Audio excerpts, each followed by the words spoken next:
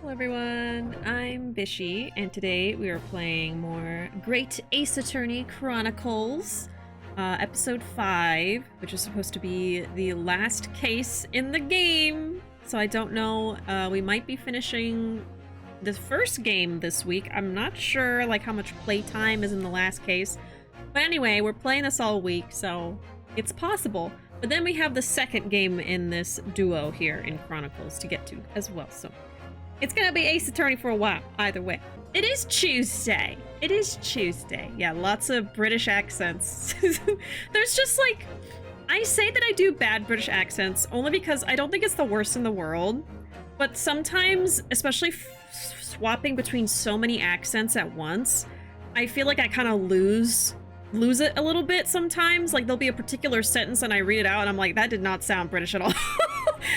that sounded really bad, and then I'll get back to it, but oh gosh. So that's the only thing with playing Ace Attorney all the time, is it's so much voice acting. It's so much like accents and reading and stuff like that. I love it very much.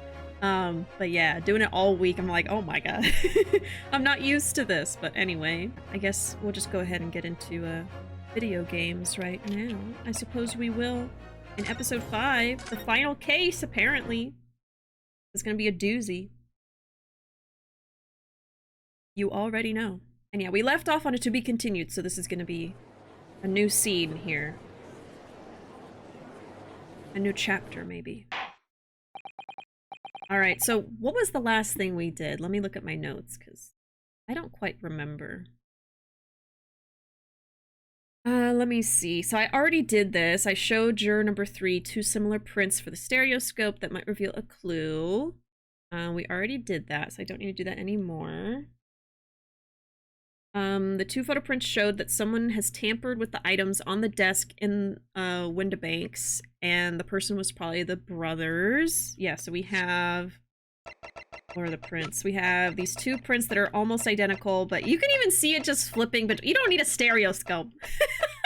You can see how the back part like shifts. So that shows that they tampered with it, which means that they didn't like just scamper off. They messed with something. They messed with the crime scene, basically. And then we can also use the stereoscope later if we need it. Okay, that's all we got in the notes. So, all right. Order, please. Let us resume proceedings. Witnesses, you will now retake the stand. Yeah, we're mad at the brothers now. They lied. They're liars. I know they put it back pretty accurately, huh? For a couple of goofballs. I presume you heard the defense counsel's summation examination. Declaration. Emancipation. Oh yeah, governor. I did, Gov, I did! Mr. and Mrs. Skulkin. Go! Blimey! This is going to be hard work. Earlier in this trial, you gave the following testimony about your actions after you entered Windibanks. Well, it was Bedlam soon as, weren't it? It was, Nash, it was. Didn't even have time to pull me dukes out me Lucy lockets. However, that was a lie. The lie detector says that was a lie. You brothers. God, blimey! On the night in question, you rifled through the items on the victim's counter. We never done nothing of the sort. How'd you figure that out?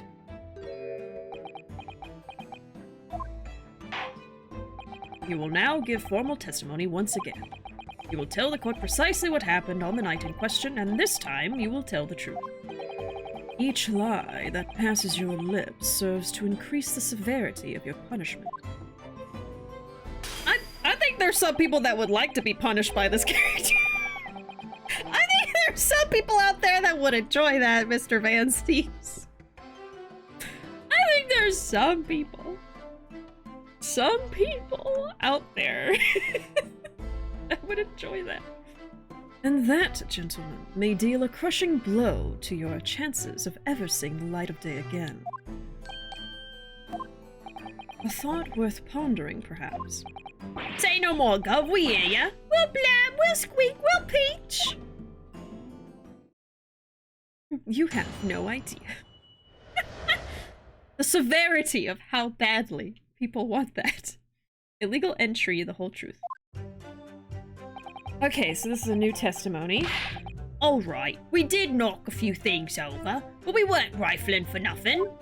It was when we heard the gunshots, see? Made us both jump, and all that stuff went flying. Tommy, it didn't have to give me a fright. We was thinking the shooter'd come out the door and get us next. We stuck everything back where we found it and scarpered, straight into him in the back. In the black, I think? We couldn't have shot the pawnbroker, see? We never even had a chance, did we? Well, according to what you were saying. Yeah, so they're talking about Ryu there. Okay. Hey, Alfred, welcome. 10 out of 10 would fight. These two? You want to fight these two? Why do I feel like if they were fighting someone, the little one would just jump onto the big one's shoulders, and then they'd be like, we got 4 dukes for you now! 4 is better than 2! Haven't even looked at that kind of stuff. I just know how fanfic circles work. Oh, I'm sure. I could probably open up AO3.com right now and find like 10 at least. 10 fanfics at least, I am sure.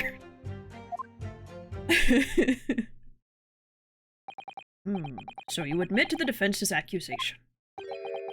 You did indeed ransack Mr. Windibake's countertop on the night in question. Not ransack, Governor, no. That's right, Nash, that's right. It's more like we tidied up, yeah. Oh, sorry. By their own admission, these brothers entered the pawnbrokery under dubious circumstances. However, they panicked and fled on hearing the gunshot, having first made good their mess. The way you say it, we hardly sound like roughs at all. We don't, Nash, we don't. Can't he make us sound a bit more cutthroat? Can't just be coincidence that these men showed up at Windibake's last night. That night. There's more to their testimony than meets the eye, I'm sure of it. Okay? I just think their eyes are so silly. It really makes the short one look like a pug. It really, really does. Alright, we did knock a few things over, but we weren't rifling for nothing. Hold it! If that's the case, then why didn't you testify to that effect in the first place? Well, you know, we ain't exactly squeaky clean, are we? We ain't, Nash, we ain't! If we admitted to something like that, people would think we was up to no good. Imagine that. Well said, Ringo, me old China. We'd only land ourselves in even more trouble. I think that was the idea behind his design. It's very pug-like, right? Even his hair kind of looks like little ears, like of a dog. Doesn't it? People think we're up to no good. I wonder why. Gee, I wonder. So we'd only land ourselves in more trouble. And in fact, now, as a result of lying in your previous testimony, that's exactly what you've done. Landed yourselves in even more trouble. Ah, well, that's rotten luck, says the rotten apple eater. Oh yeah, or a bulldog. Yeah, an English bulldog. One of those. I guess that would probably make more sense, right? Because it's like English. Yeah, the jowls. Yes, jowls. I like when the particular animation where his cheeks just like jiggle. That's the best part about this being like 3D animated now, is the jiggles. Witnesses, explain your actions to the court. Why did you ransack the victim's counter? We never ransacked nothing. Right, Nash, right. More like we tidied up the place. Oh, sorry. That look he has. It was when we heard the gunshots, made us both jump, and all that stuff went flying. Did I say gunshots? Gunshot, singular. All the stuff went flying. Huh. Why would it go flying if you're not touching it? So what you're saying is, the sound of the gunshot shocked you so much you knocked all the things off the counter? That's weird. Well, it shocked one of us that much, yeah. This bag of nerves needs to learn to keep his shirt on. Shirt on. I don't know how I'm supposed to say that. Look, it was loud, all right? Blimey, me dead granny would have woken up at that bang. Big brother here screamed like a bloomin' baby and fell over on the counter. He knocked over a load of books, a candlestick, and some skull whatnot. That got tangled in some marionette. What knocked over a picture frame? What knocked them scales on the floor?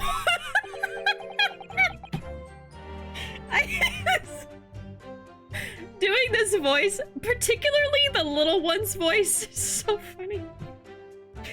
On the floor! You've really mastered working quietly then. What a racket! Me granny would have been scared back into her grave at a clatter like that. So in short, the gunshot took you by surprise. And then some. I mean, it was quiet. Right. Oh, It was quiet as a mouse, and then all of a sudden, bam! is this your favorite voice of the playthrough? It might be. It might be my favorite. It's just so silly. He is vigorously eating like a bird. Quiet as a mouse, and then all of a sudden, bam. So he has something to say. Excuse me.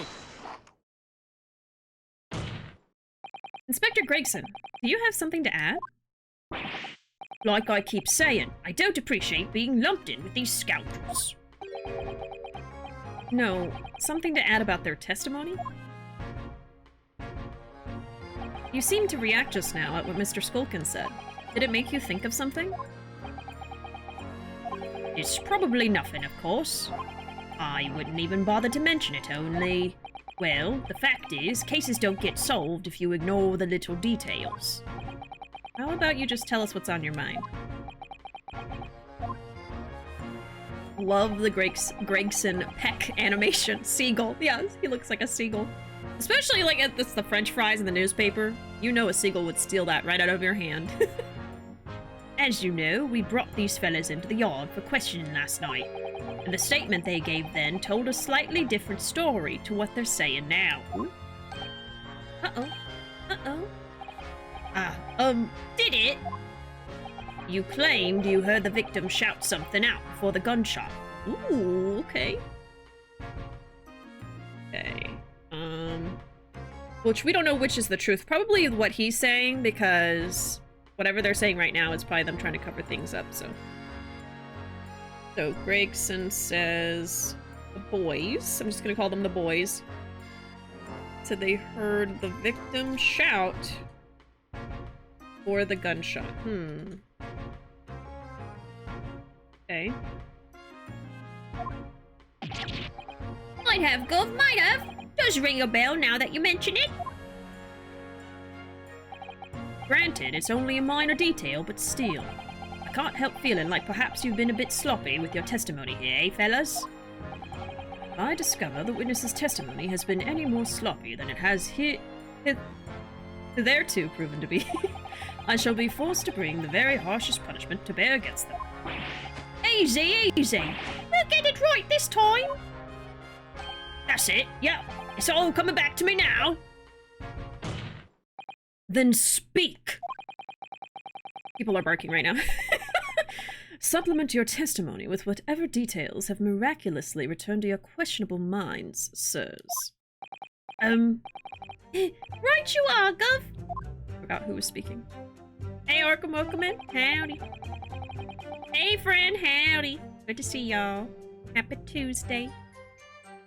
Oh man, time to wind down after a day of hurricane prep. Oh, is it, Hurricane Hillary coming to you, friend? I don't remember if that's still happening right now. Or is it a different one? It might be a different one. There's a lot of those right now. But I hope that you're doing okay. I hope that, you're able to be okay through the storm and everything. But welcome in. Good to see you. Now let's see. Just before the gunshot, we heard a voice yelling out, "Give me that gun." Oh. Okay, let's, press on that one. Hold it! So in fact, you heard the voice and the gunshot almost simultaneously? We did, Gov, we did. Although, I suppose if you're being honest, we heard a kind of wavering voice before the yelling all. Huh. If you don't want to get shot, give me that gun. Bam. Hmm. Kind of thing. The career in acting tragically missed. And where were the voices coming from? Could you tell? Of course we could. From the other side of that door, behind the counter it was.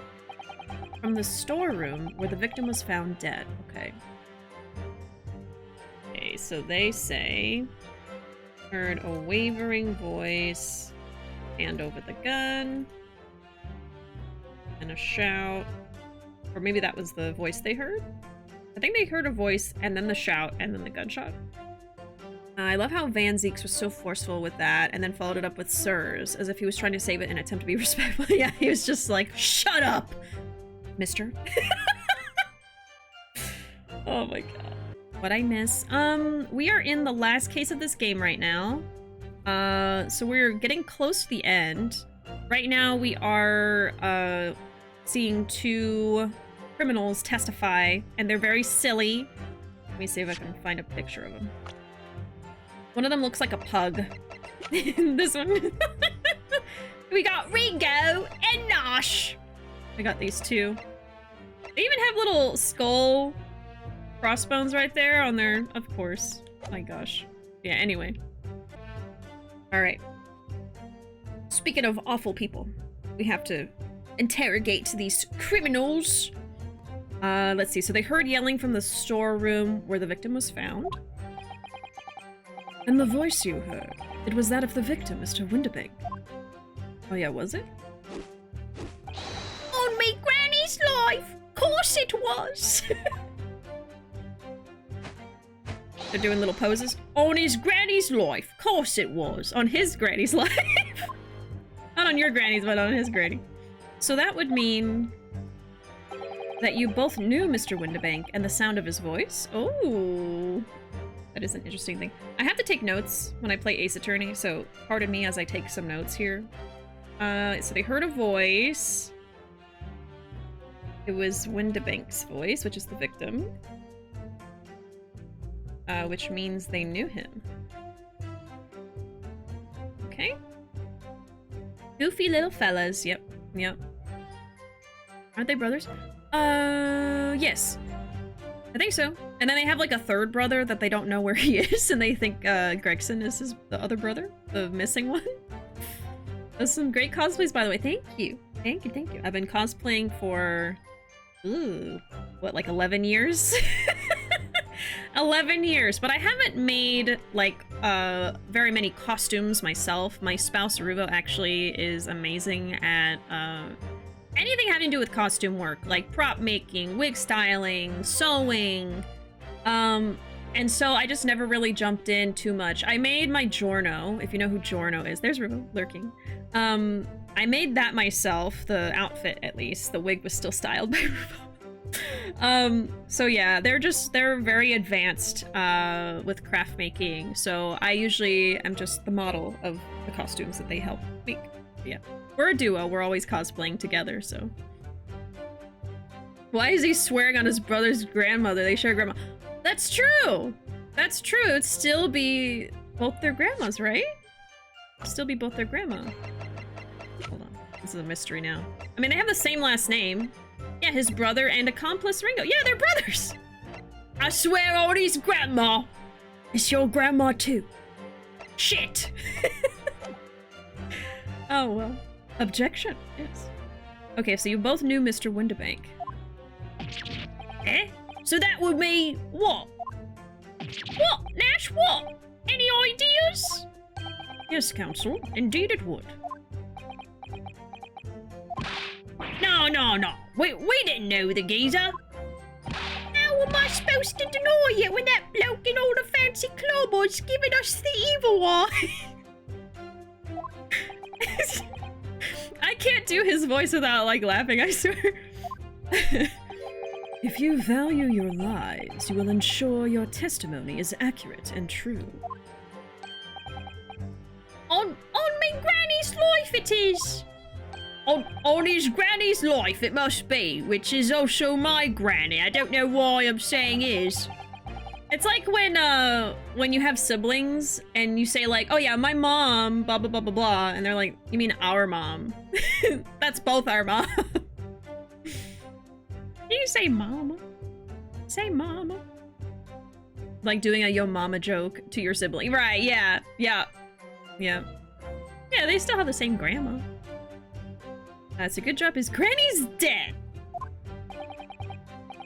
To summarize then, immediately after hearing the voice of the victim, you then hear the gunshot, causing you to stumble and upset the items on the counter, scattering them over the shop floor. You make it sound like we're clumsy.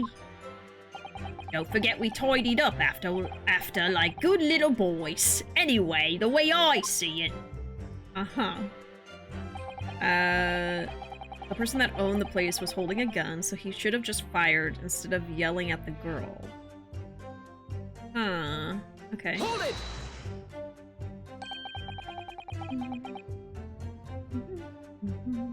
I was gonna be like, he's not glaring at you, that's just his face, but never mind. He would totally just glare at people all the time for no reason. Of course.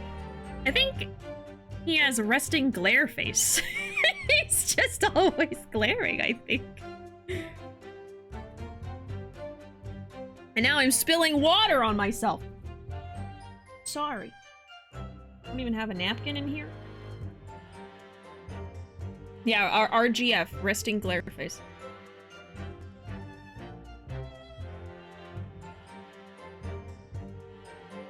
I was just so thirsty. I was just...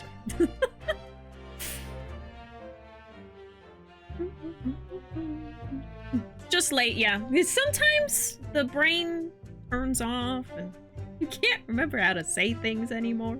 Happens to me all the time. You're saying that Mr. Windibank had a gun in his hands? Oh yeah, bet that was a sight, eh? Them two waving them guns at each other. Must have got pretty heated.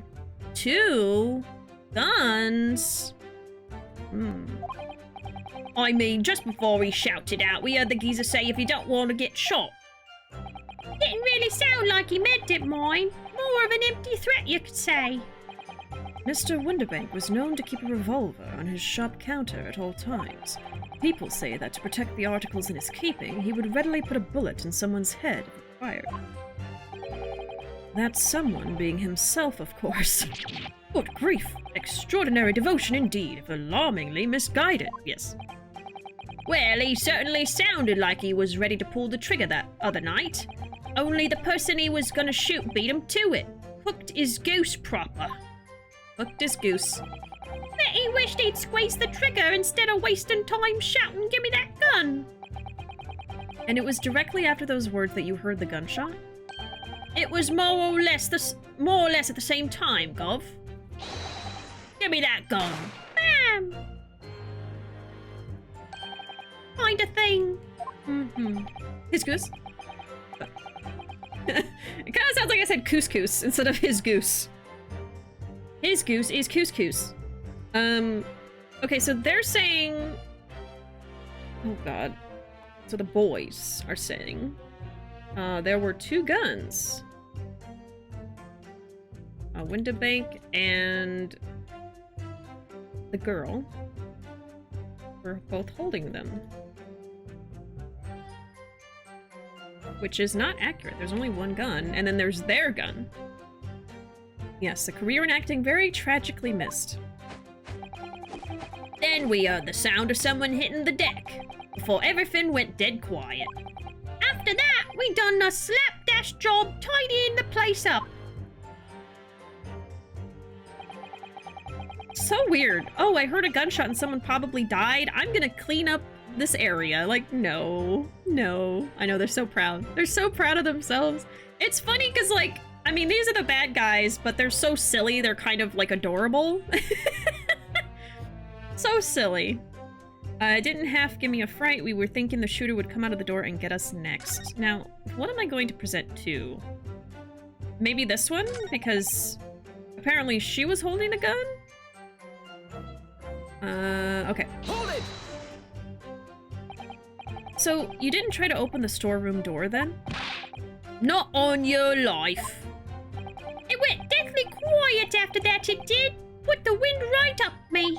But anyway, the door was locked, weren't it? No way that was opening. Yes, of course. It was locked from the inside, or so we've been led to believe. It was, Gov, it was. From the inside. Right, so we had no way of knowing what was going on in there, did we? Unless there was some other way to get a view of the inside of the storeroom. Like through the keyhole or spy hole, perhaps? Don't ring no bells, don't light no lights. We had to cut and run before we noticed anything like that. We're still cutting our teeth in this game, see? But one day... we'll really cut the mustard. I like their JoJo poses. Please cut it out. But as we know, behind that door was the victim's lifeless body, with the accused not 2 feet away. Yes, unfortunately. Yeah? Gina was in there unconscious, with the gun in her hand. To confirm, would it be correct to say that neither of you set foot inside the storeroom? That's right, Gov, that's right. Couldn't have even if we'd wanted to. We stuck everything back where we found it and scarpered straight into, Ryu. I imagine they have one brain cell that they pass around like a game of Pong. Yep. Sounds pretty accurate. Is the darkness around their eyes shadow, or is it paint to be like a mask? I think that it is meant to be shadow from their hats? That's the feeling I'm getting. Because I think if it was like a mask, it would be more of an intense color. Especially looking at the little one, it kind of like goes up to where his hair is, and the hair is also shaded. So I think it is like a shadow. I assume they were actual burglar masks. I think it's shadow, but it is meant to look like a burglar mask, right? Yeah, and then if you look at the taller one, the screen might be too tiny for y'all, but if you can zoom in and enlarge it, whatever, you can actually see like a line right here above his eye that's like his eyelid. And so that's how you know it's not a mask, it's like a shadow, because you can see the eyelid fold, I guess. And hats! We're like really digging into this. This is a big mystery we gotta solve. Zoom and enhance, yeah. Plot twist, they're raccoons. Yeah, I'm pretty sure they're shadows, but the joke is that they look like masks. I think that's what it is. Okay, so they ran into Ryu. Hold it! Yes, whereupon you fired a shot from your own gun at Mr. Herlock Sholmes. Oh, yeah, we was a bit hasty there.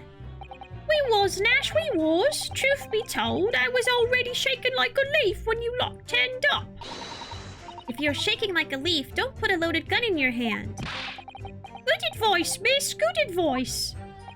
Truth be told, me mind went totally blank. Before your mind goes totally blank, make sure you don't have a loaded gun in your hand. Mental note made, miss. After that, we legged it down the street, but apparently we looked dodgy to the coppers or something, so they clapped the derbies on us like winking. And after you'd been handcuffed, the police found this revolver in your possession, correct? Well, yeah. Well, listen, that proves it, done it, eh?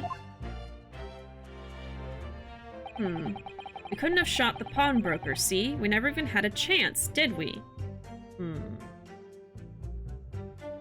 Why are we trusting anything they say if they clearly shot a man? Right, it's like, why are we believing any of this anyway? Just lock them up and make them guilty of the crime. Yeah, Iris is adorable. Okay, we couldn't have shot him, never had a chance. And why should we believe that? Exactly. Eh? What? What? 'Cause it's true, isn't it? Isn't it? The place was totally empty when we went in.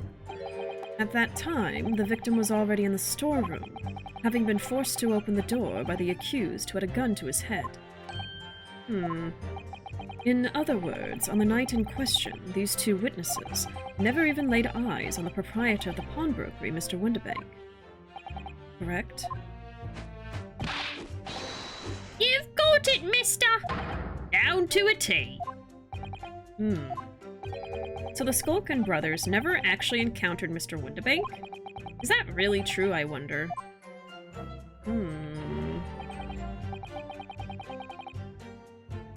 They claim they never met him.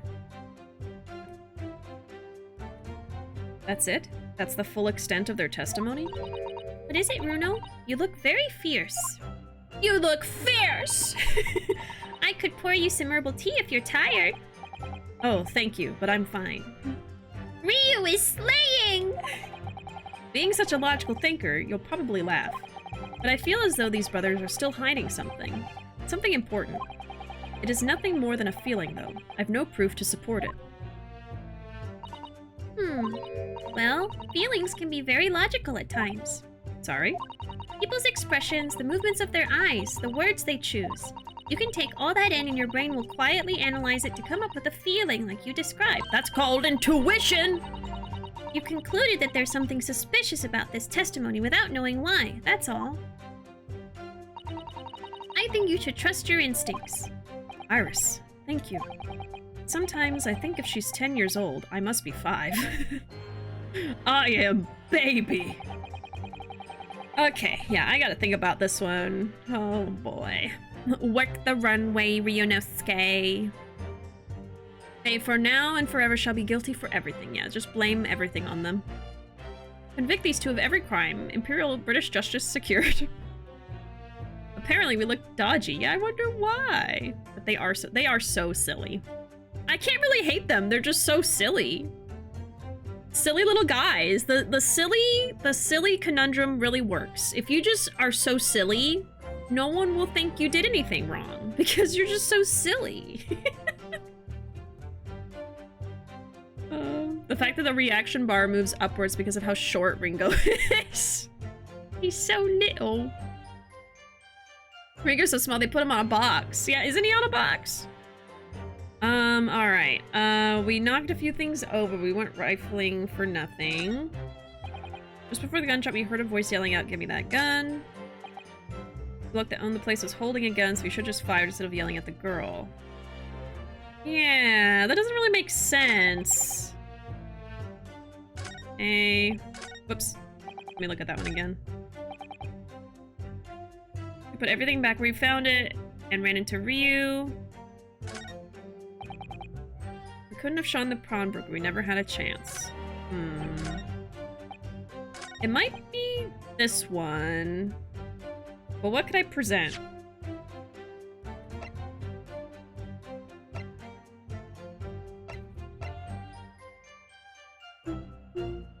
I can't wait till we start using, like, the blood samples on everything.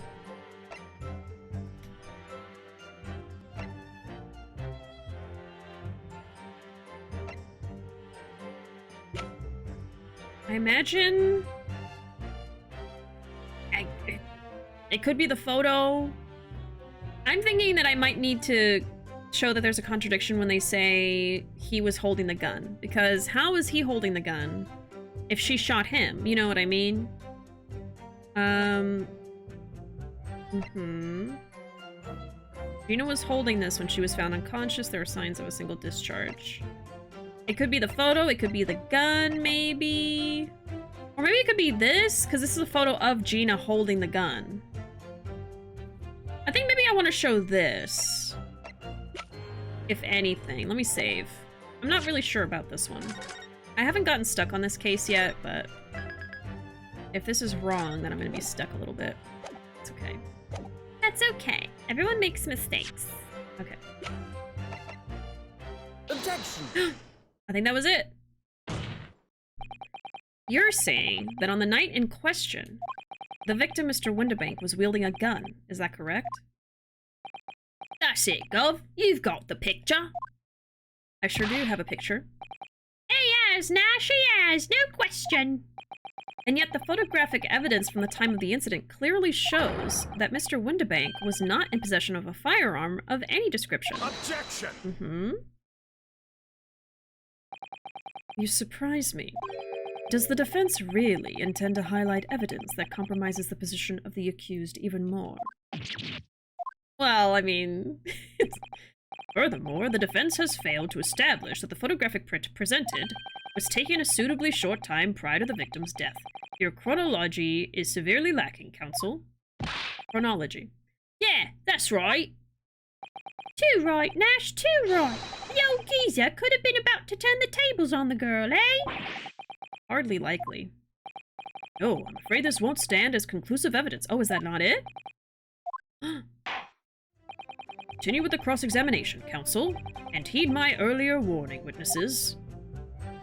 So I got it wrong, but I didn't lose health? A skulkin's never skulkin'. Yeah! No! I didn't lose health, though. That's so weird. And it went quiet. Whenever the game goes quiet like that, it's like, oh, you got the right answer. Otherwise, the music usually keeps going. That's weird. Okay, I'm gonna have to think about it a little bit more. Yeah, no worries. I don't want guidance quite yet. I still want to try a few more things. Was there a particular testimony where Ryu was like, that doesn't sound right? Maybe it's to them not knowing Windabank? Maybe there's proof that they know him? I know that was another contradiction. There's like a few contradictions, honestly. They played you, yeah. I'm not playing a video game. The video game is playing me. He has to be standing on at least 2 boxes. Now that I really think about it, I couldn't convict these guys of every single crime in the British Empire. I know, they're just so silly. You're under arrest on the terms of being a silly goose! Okay,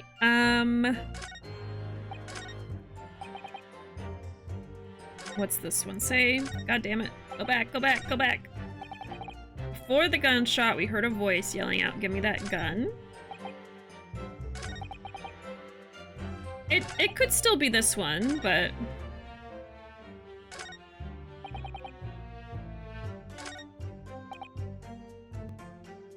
we couldn't have shot him. We never even had a chance.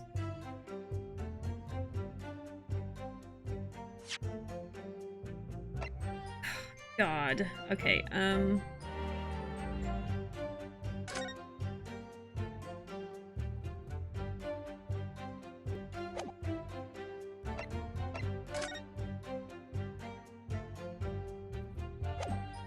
just gonna look at everything.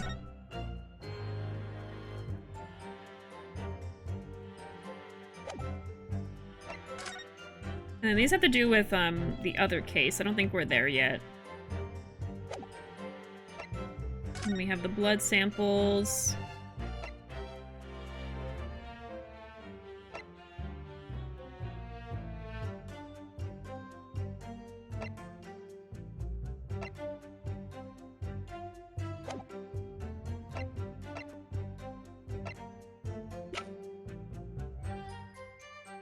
Confirms instant death due to a single bullet wound from the back.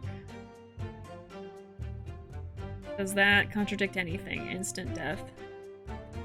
No, because they're not claiming he did it or said anything after dying. Okay.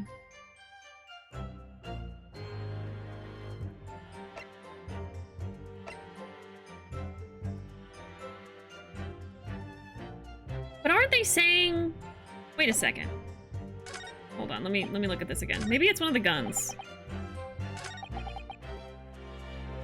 He was holding a gun, so he should have just fired instead of yelling at the girl. I think what they were saying is that they both had guns, and they were just pointing them at each other, right? I think that's what they were saying. But there was only one gun. Okay, I've still saved. I could just load it if I get this wrong, but I'm gonna present the gun. Objection. See, the music's not even stopping for that. Okay, I'm just gonna load, because that's obviously wrong. Okay. Well... maybe I'm not reacting to the right statement. He's holding a gun, she should just fire instead of yelling. It's so weird though, I was able to say this and nothing happened.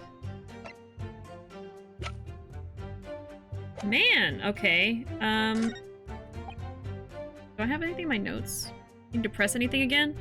I remember there was something I pressed and then it got interrupted by Gregson and then we just talked to Gregson, but I might just press everything again and just kind of like speed read through it and not actually like voice it out. Let me look at my notes. The boy said they heard the victim shout before the gunshot. Heard a wavering voice to hand over the gun from the storeroom where the body was found. Which means that they knew Windabank because they recognized his voice. They said that there were 2 guns. Would make the girl both holding one, I think. Let me press them on he had a gun again. Just get it right. Let's see. He was holding a gun. Yeah, let me press on this one again. He had a gun in his hands.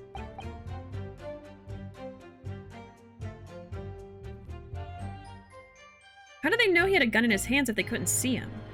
I thought that was a sight. Waving guns at each other. Must have got pretty heated. Peter say if you don't want to get shot. And then they're distracting me with this. Sounded like he was ready to pull the trigger. But the other person he was gonna shoot beat him to it. How? She grabbed the gun from him?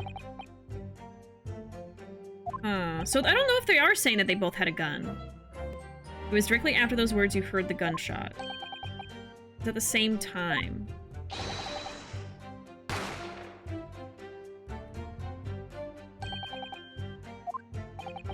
This is weird. Okay.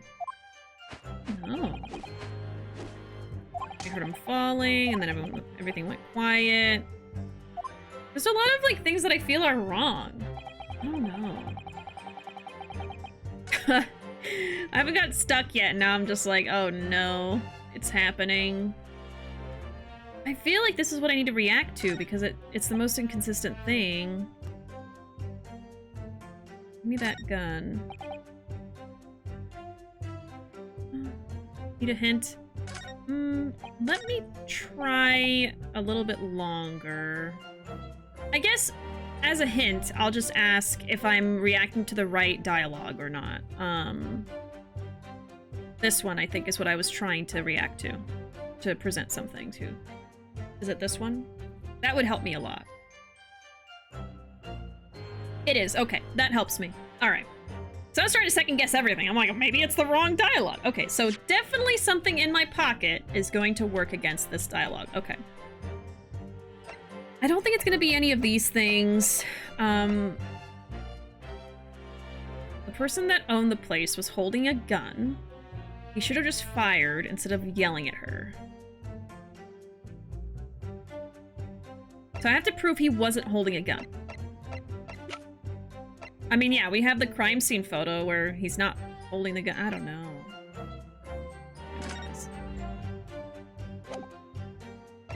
It wasn't the gun. It's not this picture.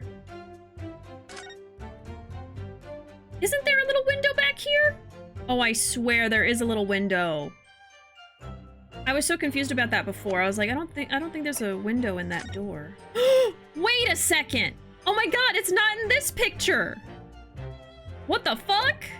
Wait, what?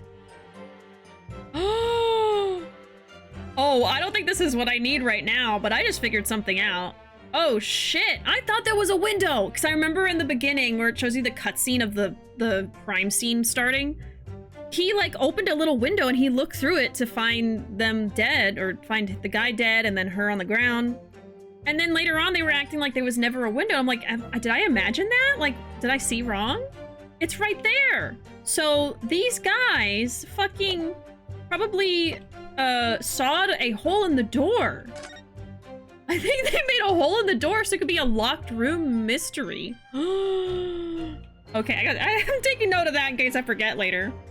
The hole in the door was put there in the 30 minutes. That's wild. Between 1 and 1:30 a.m. by the brothers. I know it. I know it. Oh man. Okay. Anyway, I don't think that's what I need right now, but... Okay, he was holding a gun, so we should have just fired instead of yelling at her. Well, it's gotta be... It's not that. I'm just gonna show this and see if that's it. Objection! Is it that? That was the first thing I thought. I was like, is it this picture? And then I ignored it. So you're saying that on the night in question, the victim, Mr. Windibank, was wielding a gun. Is that correct? This is the same dialogue, though. That's it, Gov. You've got the picture. He has, Nash, he has, no question. And yet, photographic evidence obtained immediately after the incident clearly shows that Mr. Windibank was not holding a firearm of any description. Okay, this is the right answer. Okay, we got it. Hey, you what? Gordon Bennett, that ain't right. Objection! Right, because, like, if there were 2 guns, he would still have it. There can be no question that the victim's revolver was used in the incident. I would remind the court that Mr. Windibank's gun was found at the scene. You what, mate? Yeah. Not only was that identified as the murder weapon, but it was found in the accused's hand. He is standing on a box! Look! Oh my god.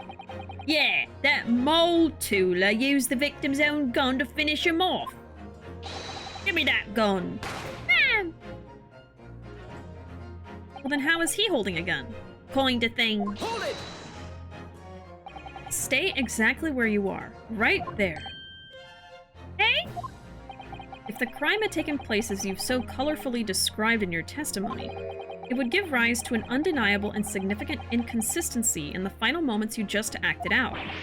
Goodness, are you sure, counsel? You intrigue me, my learned friend, but let's see some evidence to support your claim. Where is the proof that demonstrates this inconsistency in the witness's portrayal of the victim's final moments? Maybe it's the other picture. Oh no.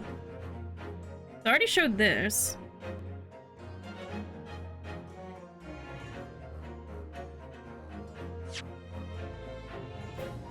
If the crime had taken place as you've described, it would give rise to an undeniable inconsistency. Give me that gun. Bam.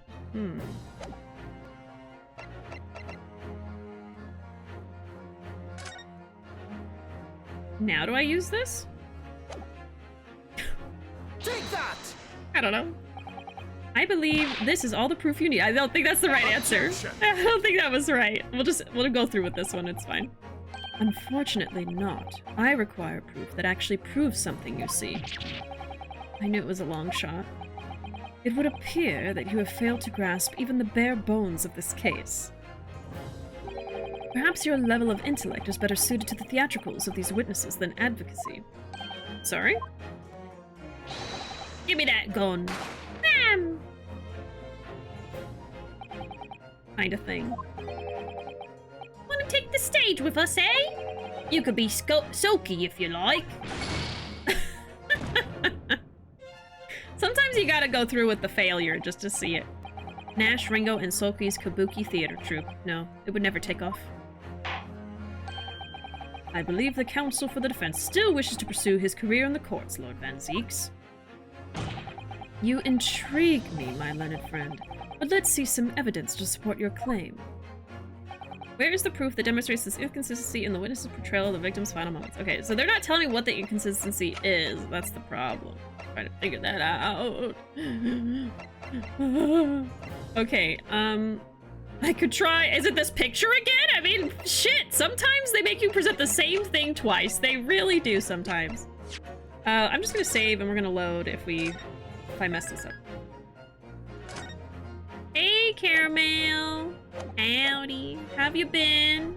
How's your week going? Good to see you.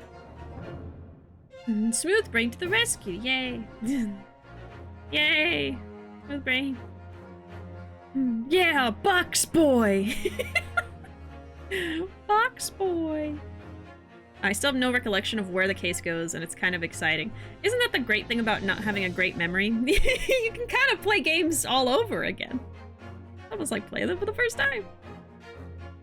Busy, too much work, and I go on vacation next week. Oh, nice! Are you going anywhere special or just relaxing? Relaxing is also completely valid. I'm glad you're getting some time off either way. Yellowstone. Oh, I'd love to go to Yellowstone someday. Someday! It's so cool. What's the thing you're looking forward to the most when you go there? Like, is there a certain landmark you want to see, take pictures of? Planning on a crime? Oh. That's the place to do it? No.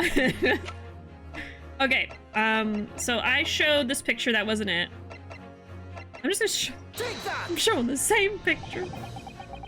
According to their testimony, the witnesses claim to have heard a shout of "Give me that gun," followed by the gunshot. Is this seriously the same fucking picture again? I hate that so much. Why do they make you present it twice in a row? It makes me think it's gonna be a different item, even if the original item makes the most sense. So I'm sitting there like, well, I just showed them that photo, so I guess it has to be something else, but I don't know what it is.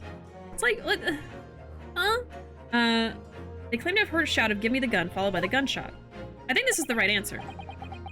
Indeed, with the two events happening almost simultaneously, or so we've been led to believe. Yes, that's right. Now, if that testimony is true, it would mean that at the moment of death, the victim and his attacker would have been facing each other. Oh my god, I didn't even think about that. Shit. I know he got shot in the back, but I didn't think about it as them, like, acting it out, like, oh, I'm gonna get you. God damn it. I didn't think about it. But yeah, that was the right answer. I had to show the picture twice in a row. I get that it proves two different things, but it's like, it's so confusing when it makes me do that. What's the thing that proves this? This picture. Okay, what's the thing that proves this? It's the same picture.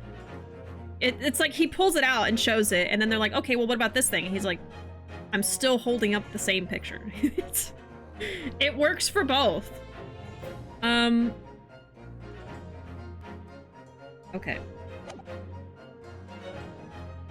So the boys were saying that they were facing each other when the victim got shot, but the victim was shot in the back. Okay, I didn't even think about that. God damn it. However, if I could ask the court to study the photograph of the victim's body again, you can clearly see that Mr. Windibank was in fact shot from behind. Ah. So, as I stated before, there is an undeniable inconsistency in your testimony, Mr. and Mr. Skulkin. Yeah!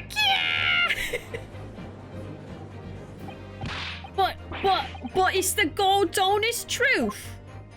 It is, Nash, it is. When he was shot that night, the shopkeeper had a gun in his hand.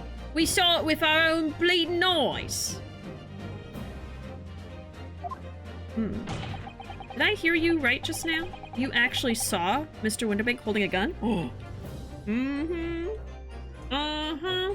Hear Pokemon just now? Yeah. That's my Pokemon cry. Okay, they saw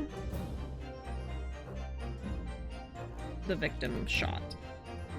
I feel like they're admitting to things right now just by saying all of this. Because like, oh, well, he was holding a gun when he was shot. But then he was shot from behind. It's like, well, y'all probably shot him. And that's why you saw him holding the gun, because Gina didn't do it. Staying at the Old Faithful Inn. It's gonna be so cool. Oh, nice! That sounds like so much fun. I hope you have a wonderful time. Sound like Arceus? Oh, yeah. Hey, Jake, welcome in. Howdy. Got one brain cell in action, yeah. They're Team Rocket levels of incompetent. They really are. That's why I keep getting confused, because I feel like they're contradicting so many things at once that I'm like, what do I focus on? Okay, you saw Mr. Windibank. Something like that might have slipped out. Ladies and gentlemen, you have all just heard the admission by these two witnesses that on the night in question, they actually saw with their own eyes the victim wielding a gun, which can only mean that despite their testimony to the contrary, the Skulkin brothers must have encountered the victim in person. Nash, yeah. Man, Arceus is around here, huh? Apparently. Okay, saw the victim shot. I think that's all we need to know. Order, order! Witnesses, explain yourselves at once. Well, the thing is, we're supposed to,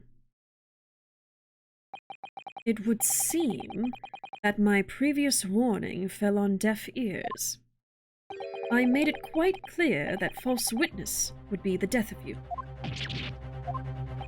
Am I to understand that you replaced the untruths of your original testimony with renewed lies? Ever so sorry, Governor. Truth is, see, we, cut it out, Nash, cut it out. If we blab now, you know what he'll do to us. He? Who are they talking about?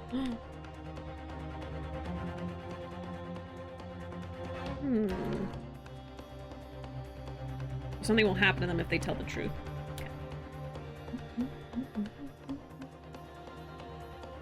Okay. I think you could have also presented the autopsy report to that statement. So it was an either or, and you didn't need to present the photo twice. Really? The autopsy would have done it? Oh, I guess because it talks about him getting shot in the back, right? Yeah, a single bullet wound from the back. Huh. And see, my problem was I didn't even understand that that's what I was disproving, was that they were facing each other at the time of the shooting. I was totally off base. I did not know that's where the inconsistency was coming from, so that's my bad. Who are they talking about? Let me make your position here perfectly clear. You will talk. There is no other option available to you. Ugh. Bruv, come on. The game's up. You'll have our guts for garters. In case it hasn't quite sunk in yet, no matter how hard you try to hide it, the truth will come out. On the night in question, it is now apparent that you brothers met face to face with the victim. I demand that you testify again to explain the precise circumstances under which this meeting took place. Well... Do we have to? On pain of death. I suggest you make yourselves fully aware that this is your very last chance to tell the truth. You're gonna be in trouble. Alright, encounter with the victim. Alright, so we just got inside the gaff and heaved a sigh of relief when the geezer showed his mug. Give me that gun, he bellowed, and then he flew at us like he was possessed. I thought we'd had it. Now he's saying give me the gun to them? For an old geezer, the bloke was strong as an ox. He chucked me over the counter. Well, you are small. I pulled me gun on him and then he legged it through that door into the back room. We never had nothing to do with killing him. That's all what happened, I swear. Huh. So you're now telling us that moments before the victim was killed in the storeroom, you in fact encountered him in the main part of the shop. Well, yeah, sorry. Well, didn't they go into the place at 1? And then there's the picture. They didn't say anything about the girl. I think they went to the room. When did they say they came in? Did they say? Yeah, they said at 1 a.m. is when they broke in. And then at 1 a.m. See, this was already a consistency from the get-go as soon as they said they came in at 1. Because at 1, this is what was happening, apparently. So, how did they only see him? Like, this is weird. Okay. Well, we find ourselves at an interesting juncture. This changes matters considerably. But honest, Governor, this time, Nash, this time, we ain't got nothing more to hide. Very well. Counsel for the defense, you may proceed with your cross-examination. Yes, my lord. This is it. The moment I've been waiting for. Hey. Love my timing coming into these super dramatic moments in this game. Yeah. I mean, to be fair, there's a lot of dramatic moments. There's a lot of drama.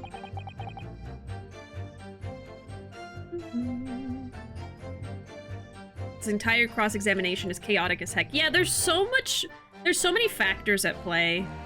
A little confusing. He rolled me up and used me as a bowling ball. He was bouncing me around like a basketball. He was shooting some hoops.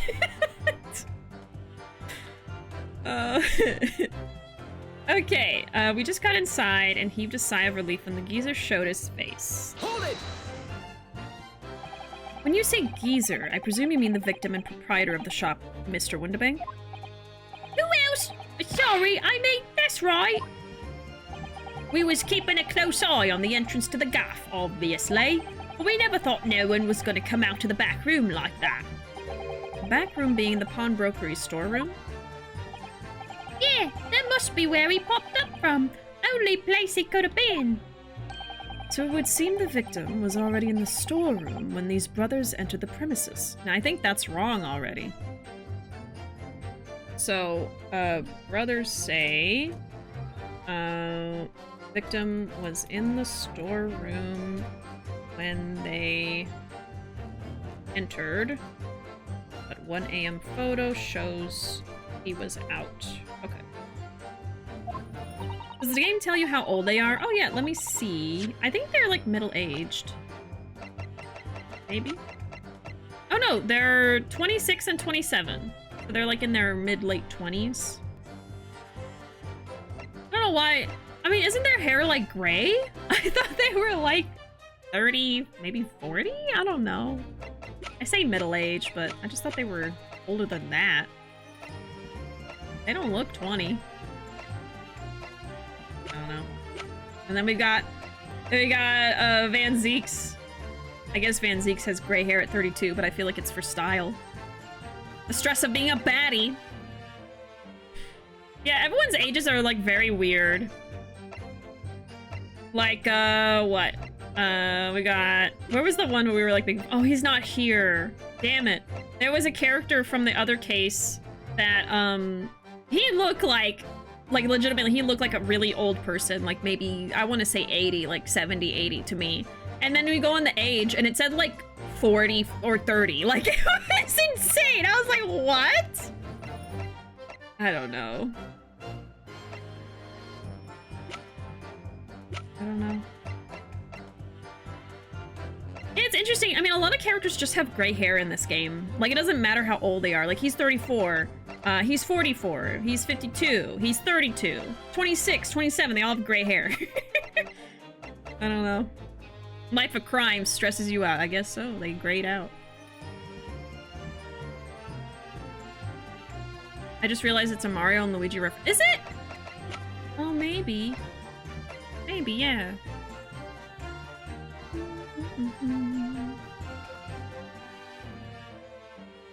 Yeah, Edgeworth also has gray hair, so yeah, I don't know. They just like to give characters gray hair. It's still wild that Sholmes is older than Van Zeeks, right? Like, Van Zeeks to me is so different from Herlock and 34... 32. They're only like 2 years apart. And then he's younger. So weird.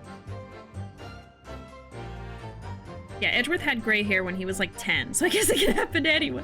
Maybe in the Ace Attorney universe, people can be born with gray hair. Yeah, the red suit is short, green suit is tall. I accidentally caused a war in a Discord server about whether Van Zeeks has purple or gray hair once. It's a purpley gray. I mean, here's the thing with gray. Gray isn't just white and black mixed together. It is usually gonna have a tint to it. There's red grays, there's green grays, there's purple grays. Like, it's kind of like if you go into like a color picker and you have the gray and you kind of like are off to the side, kind of closer to the color, that there's so many different variations of gray. So to say it's gray or purple, I think is wrong. It's both. It's a purple gray. How about that? How about that? Does that incite violence in anyone? In anyone at all? Purple gray was eventually the answer. I got it in 2 seconds, so. Sorry. I'm sorry. If I remember correctly, they're based off a pear and an apple. Really? A pear and an apple. I see that too. Sholmes got the pretty gene, and Zeke's got the vampire gene. Love the vampire gene. 32 is just his visual age. He's actually a 1,000-year-old vampire. That would explain the gray hair. He couldn't de-age that. Yeah, the mustache, the hat. Yeah, I see Mario and Luigi too. I see that. I don't know why I didn't think of that. He's 3,200. Just put 2 zeros at the end. Okay. Where were we? Which means Ginny must have been in there at that point as well. But that doesn't make sense, does it? If Gina had threatened Mr. Windibank into the storeroom with her at gunpoint, then why would he have emerged from the same room all alone when the brothers arrived? Oh, I don't know. Did you see the accused at that time? What, that Mo Tula? Couldn't tell ya. No way, Cobber. We had bigger fish to fry then. I mean, the old geezer just lost it. I wonder if that will be what we react to, is just that first one. Let me look at it again. We just got inside and heaved a sigh when the geezer showed as a mug. Maybe not. Give me that gun, he bellowed, and then he flew at us like he was possessed. I thought we'd had it. Give me that gun. Interesting thing to say. You mentioned that Mr. Windibank shouted those words in your previous testimony, too. However, you claimed that you heard him yelling them on the other side of the storeroom door. Oh, did we? But the truth is, he was shouting those words at you, wasn't he? Well, yeah. Was the victim, Mr. Windibank, wielding a gun at the time? Was he ever? Blimey lummy! A great ugly barrel he had, pointed straight at me frontispiece. Frontispiece? So what you're saying is, you definitely saw Mr. Windibank with the gun at that time. Is that right? It is, Gov, it is. Spot on. Then all of a sudden he came at us, he did. It was bedlam.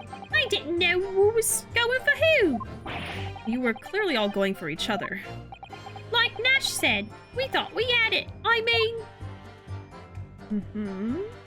For an old geezer, he was strong as an ox. He chucked me over the counter. Okay. So they say when they came in, he was holding the gun. Okay, that'll be important later too. Yeah, straight ahead of his frontispiece. I think it's so funny saying what they're saying, but completely in like an American accent. For an old geezer, the bloke was strong as an ox. He chucked me over the counter. You know, like, let me see. I don't know if there's anything else really silly they say here. We just got inside the gaff and heaved a sigh of relief when the geezer showed his mug, you know? Like... Oh, okay. Oh, drawing Animal Crossing Van Zeeks as a bat. I will never escape the vampire jokes. That's perfect. Perfect. Ah, yeah, Ringo is Japanese for apple, so that makes sense. Nash is also the words for fruit in Japanese. Nash. I'm gonna look up pear. Pear in Japanese. Nashi. Yeah. Okay. So their names are literally just referencing fruit. And because that's how they look like a pear and an apple. Oh. Well, there you go. Nashi is Japanese for pear, and Ringo is Japanese for apple. Okay. We figured that out now. So silly. So silly. It just adds to their silliness. Alright, for an old geezer, he was as strong as an ox. And he threw him over the counter. Yes, I noted that you mentioned the counter in your previous testimony, too. Well, that would explain how I got all messed up, right? Well, yeah, of course we did. He knocked over a load of books, a candlestick, and some skull whatnot. That got tangled in some marionette what knocked over a picture frame what knocked them scales on the floor. So in fact, it wasn't the sound of the gunshot that shocked you and made you knock those things off the counter? Well, Big Brother here went flying over that counter like a gunshot, I can tell ya. Then the old geezer pinned him. Okay. He did, Nash, he did. If you hadn't been there, the bloke would have flattened me like a bloomin' pancake in seconds. At the time in question, the alarm was raised at the local police station via a secret cable from the pawnbroker. There was a button under the counter used to activate it, which was presumably pressed by the victim. That's right. When the brothers fled the scene and back onto the street, they ran straight into the arriving police, didn't they? Poor Mr. Windibank. He did everything he could to protect his shop. Okay. So, at some point, the panic button was pressed. Maybe during the scuffle? By victim, question mark? Because I think maybe it could have been Gina, but I don't know if she would call the cops. A frontispiece? Like Ichigo from Bleach. Yes, Ichigo is strawberry, I think, right? I pulled my gun on him and then he legged it through the door into the back room. Hold it! Were you intending to shoot Mr. Windibank? No, never. I was just, you know, looking out for me bruv, weren't I? He was being flattened, don't forget. By a man whose shop was being burgled, yes. And then, the man fled into the storeroom when you pointed your gun at him, was that it? Yeah, that's it. He shoved me away, then ran off through that door and shut himself in. There's something about that last remark. Something that doesn't quite ring true. I wonder why Mr. Windibank ran away into the storeroom. What? Well, according to what everyone else is saying, Ginny was in there waiting for him with a gun. Yes, that's right. Gina allegedly used Mr. Windibank's gun to threaten him and force him to open the storeroom door, in which case, how did the gun end up in Mr. Windibank's hands again? I have no idea, but that is strange, isn't it?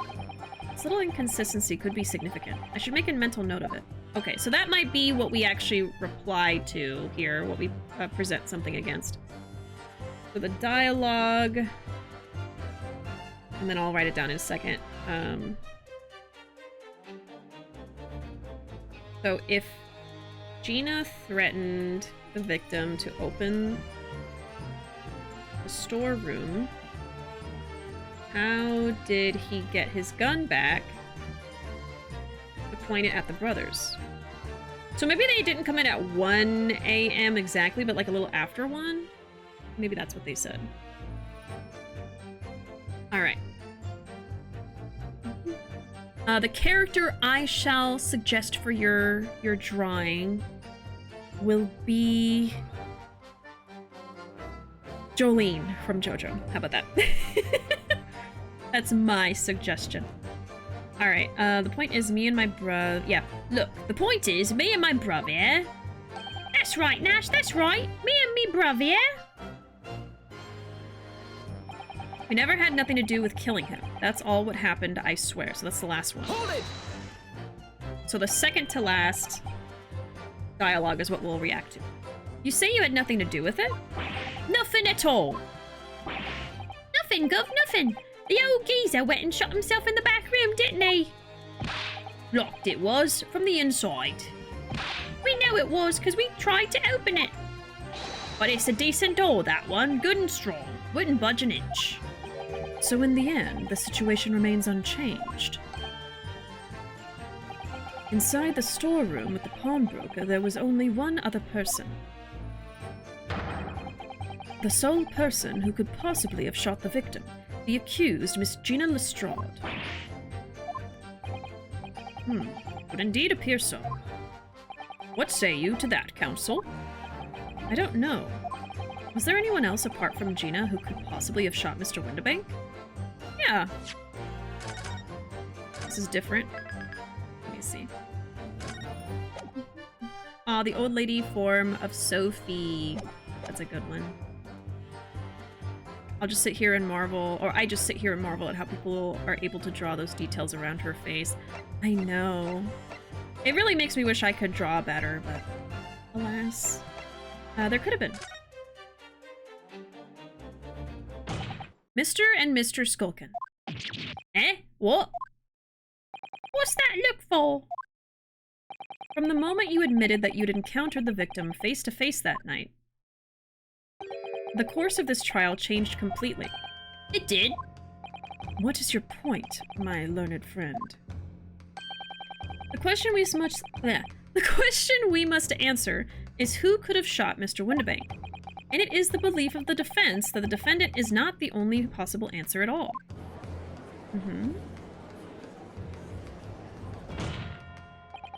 You have my attention.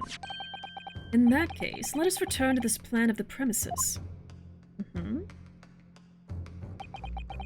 The victim was killed in the storeroom, which was locked from the inside. Those are the facts. So pray, what other possible answer to the question of who shot the man could there be? Counsel must now provide answers to the court in respect of 2 conundrums. 2 conundrums. Okay. 2, my lord? Twice as many chances to be right, maybe?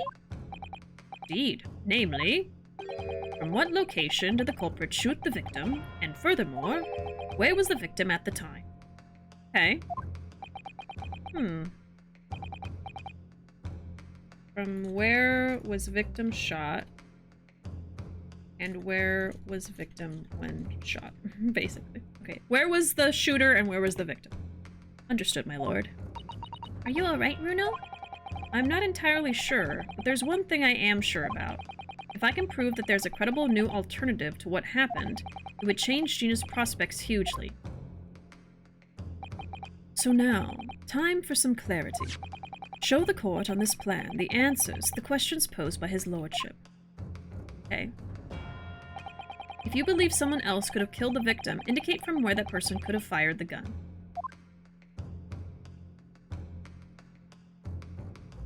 And then nothing's highlighted, right? Okay. I think that they were right here. Like here, somewhere along this row here. I'm gonna say here. Take that! I probably should have saved. The defense believes that the culprit could have shot the victim from this location here. I think that's gonna be wrong. And in answer to the second question... Oh, you gotta get both right. They won't tell you. They won't tell you. Assuming the culprit fired from the location indicated, where was the victim at the time? Inside here. When did I last save? A little bit ago. Damn it. Okay. I'm probably gonna have to take a hit for this if I get it wrong. Take that! So I don't have to do it all again. Oh, that's right. The culprit shot the victim from outside the storeroom. Okay. Continue. Mr. Windibank died instantly from a bullet wound in his back. Looking at the stain of blood on the storeroom floor, it doesn't appear that the body was moved after death. Yeah, I figured that. Which tells us that he was almost certainly shot while he was in the storeroom. However, the crucial point is, where was the shooter when the fatal bullet was fired? So you are adamant that the shot was fired from outside the storeroom? Well, according to the Skulkin brothers' earlier testimony... I pulled me gun on him, and then he legged it through that door into the back room. Yeah, he was running away. So he was shot while running away. If Mr. Windibank ran away through the door, we have to assume the door was open at the time. Ah. Yeah. It was at precisely that moment when the victim was fleeing for his life that these brothers had the perfect opportunity to shoot the man in the back once he was inside the storeroom. No! Go!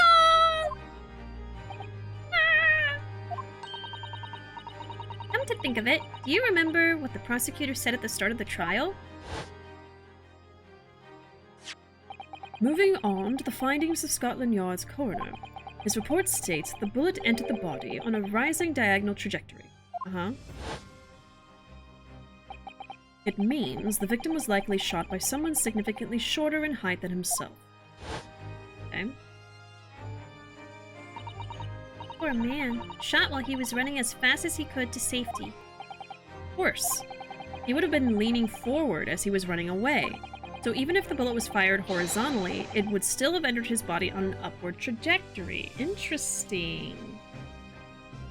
So the upward looks at the man on the box. Yeah, the thing is, I think the tall one shot, according to what they're saying. So the upward trajectory could be explained by the victim running away, leaning forward. Okay. Short, you say? I know, there's like a perfectly good reason for the person being short and it not being the child. So the culprit isn't necessarily someone shorter than Mr. Windibank. Objection! I'm sure my learned friend can't have forgotten. but the storeroom door was found closed and locked from the inside. So here's where we're gonna use that photo. You claim the victim was shot as he fled into the room. Do you also claim his corpse was dexterous enough to turn the key in the lock? But, what if someone else locked the door?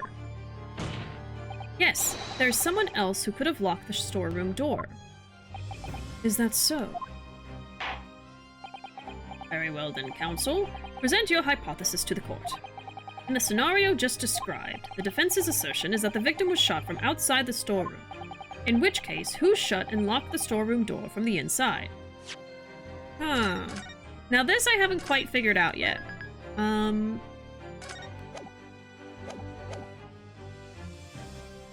Susato! I'm pretty sure that Ringo is shorter than Gina. Oh, probably, yeah. So it was either the brothers or Gina. It's 50-50 chance I'll pick the right thing first try. I have to think about this. So, in my head,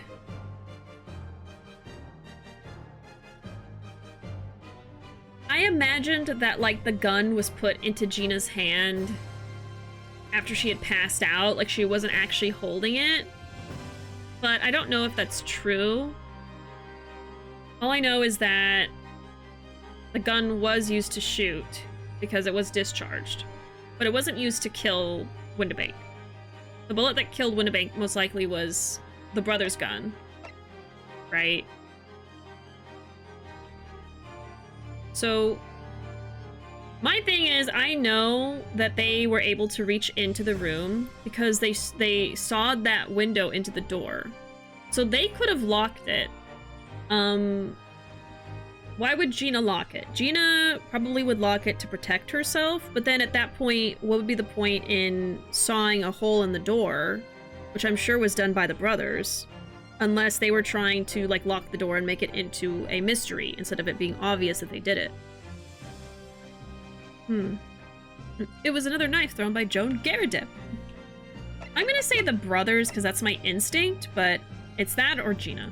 Take that! Obviously, that person could only have been... Just a moment, Ruuuvo. What? I'm just about to point dramatically at the prosecution and unveil an amazing revelation. Maybe that's wrong. Sorry, but just before you do, maybe you should take a deep breath and think things through one more time. The storeroom was locked from the inside, so whoever locked it must have been inside too, don't you think? I guess the sawing thing goes out the window then. Okay, I guess it'll be Gina. Iris saving us from a penalty. I guess so. Like Mr. Windibank, you mean? Oh my god. Well, yes, except he was dead. But there's someone else it could have been. Only one other person, really. So it's Gina. Okay. Only one other? You're out of time, I'm afraid. For which you must be penalized. Yep. Okay, fine. I'll just load the save. Gosh dang it. Okay, it was Gina. I guess I'm thinking too far ahead. That's something that happens to me too, is I will, like, try to be ahead of the game, so to say, and so I'll think of, like, oh, there was a hole in the door, and blah blah blah, so it must have been the brothers, but it's the most simple answer, which is Gina, because she was inside the room, so. Anyway, okay, Gina. Obviously, the person who locked the door was the only other person inside the storeroom at the time. The defendant, Miss Gina Lestrade. Objection! That's absurd. You're suggesting that the accused deliberately engineered the sealed room. For what possible reason? Such actions would only serve to tighten the noose around her neck. I'm inclined to agree, I must say. Well, counsel? Well, she was protecting herself from them, right? Yes, that's a tricky one, that, isn't it? Half-baked notions have no place in my storeroom, my courtroom, counsel. Remember that, please. But y'all heard that? But of course Ginny would have locked the door. It almost goes without saying, doesn't it? It does?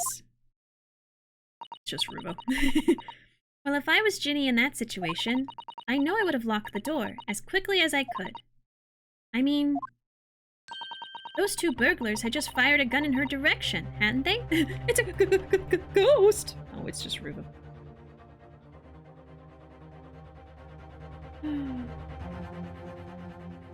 I just didn't know if the mic picked it up.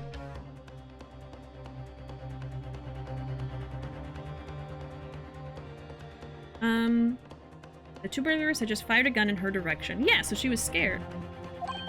Oh yes, obviously. Before the two brothers arrived, Miss Lestrade and Mr. Windibank were in the storeroom together. Now, I don't know what went on between them at the time, but at some point, Mr. Windibank must have heard the intruders breaking into his shop and left the storeroom. Intruders, eh? That's us, bruv. If your theory is correct, that would leave the accused alone in the storeroom. Yes, it would. Then, probably only moments later, the victim fled back through the storeroom door, hoping to escape danger.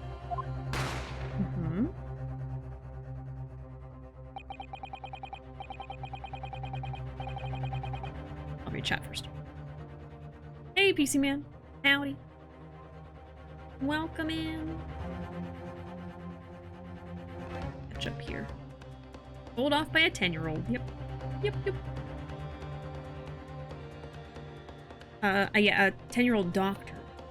Would you rather be subjected to Sasato's disappointment or Iris's gentle correction? I don't know, actually. I don't know which is worse, because one is a child. I mean, one is a 10-year-old. The other is still kind of a child, like a 16-year-old, but, the thing is, like, the 10-year-old, I feel is more embarrassing to be told off by, you know? She didn't save us, rude. I don't think she got her doctorate anywhere, other than the mail. I got put on an important project at work. We were thinking that I'd have to do terrible things to get it to work. I ended up talking with other engineers. Turns out we already support what they wanted. I don't have to rush a project out of the door, and I don't have to create bad code that we have to deal with long term, and the big project can get off the ground without any delay or issue. Nice! I'm glad it worked out. Oh my goodness. Oh my goodness.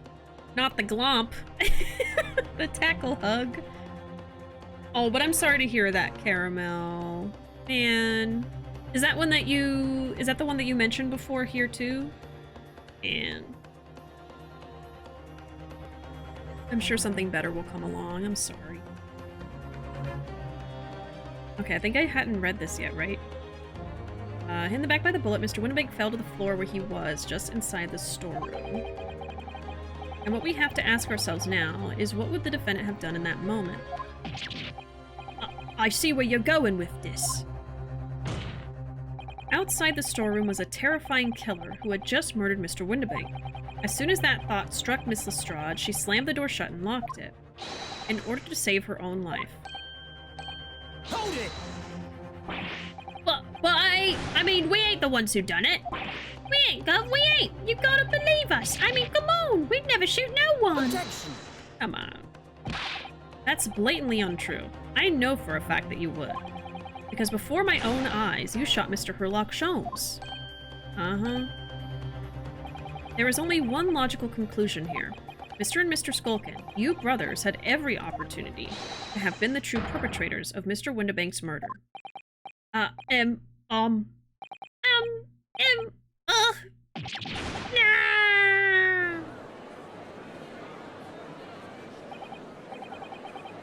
Where does this leave us? You mean to say it wasn't the pickpocket who shot the pawnbroker after all? I should have known it was those three brothers. They look as shady as a dense forest. 3 brothers? That was amazing, Ruuuvo. All the members of the jury seem to be firmly on your side now. I know. First time ever. And probably the last. Well, I think you've done it. Surely they'll have to give a verdict if not. Oh! The vampire's laughing. An admirable effort, my learned friend. What's this now? He's laughing? You find the situation amusing, Lord Van Zeeks? I myself find the defense's argument most persuasive. I dare say. Such chicanery is the bread and butter of the street performers in your provincial Eastern nation. But such blatantly malicious conjuring tricks amount to nothing more than inexcusable pettifoggery here. What? What'd you call me? The hypothesis you put forward so ostensibly, credibly cannot, and will not stand. Because, you see, it contains a fatal flaw. A fatal flaw? Do you mean to tell me that you're unaware of your logic's failing? I say, Van Zeeks, might be an idea to explain this badly conjuring trick or whatever it is to the troops on the ground, hmm? The fatal flaw in my learned friend's argument is really very simple to understand. Assuming you're not too dim-witted to count bullets. By George, count bullets? Oh dear. He noticed then. Huh? What's everyone talking about? Counsel. Yes, sir? Tell the court how many bullets were found at the scene of the crime. 2. 2. 2 bullets. Correct. The first, that which hit the victim in the back, ending his life, and the second, that which struck the detective, Mr. Herlock Sholmes, on his arrival at the scene. Indeed. The defense presented a picture showing the damage caused by the second bullet earlier in the proceedings. Uh-huh. 2 bullets. That's a different vampire. The bullet which injured Mr. Sholmes appears to have passed through his body to strike the calendar.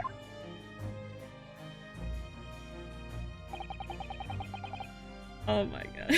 I'm still laughing at that joke. Your lordship's understanding is correct. Furthermore, we know there are 2 firearms involved in the incident. The revolver belonging to the victim, Mr. Windibank, and the Skulkin brothers' revolver. The evidence shows that a single bullet was fired from each gun. Yes, indeed it does. A single bullet from each. Now then, my learned friend. You yourself told the court only moments ago that these 2 brothers shot Mr. Herlock Sholmes right before your eyes. Yes, I did. Oh my goodness, I think you'll find. And if the single bullet that was fired from the brother's gun hit Mr. Sholmes, it means... Windibank not shot by same gun. Stop. Only 1 bullet. Stop. Mm-hmm. Exactly. Yes, this Nipponese street performer presented an ostensibly credible argument. However, it was never anything more than a diversionary trick with no hope of standing up to scrutiny. Wow! Ruuuvo is here. Order! Order!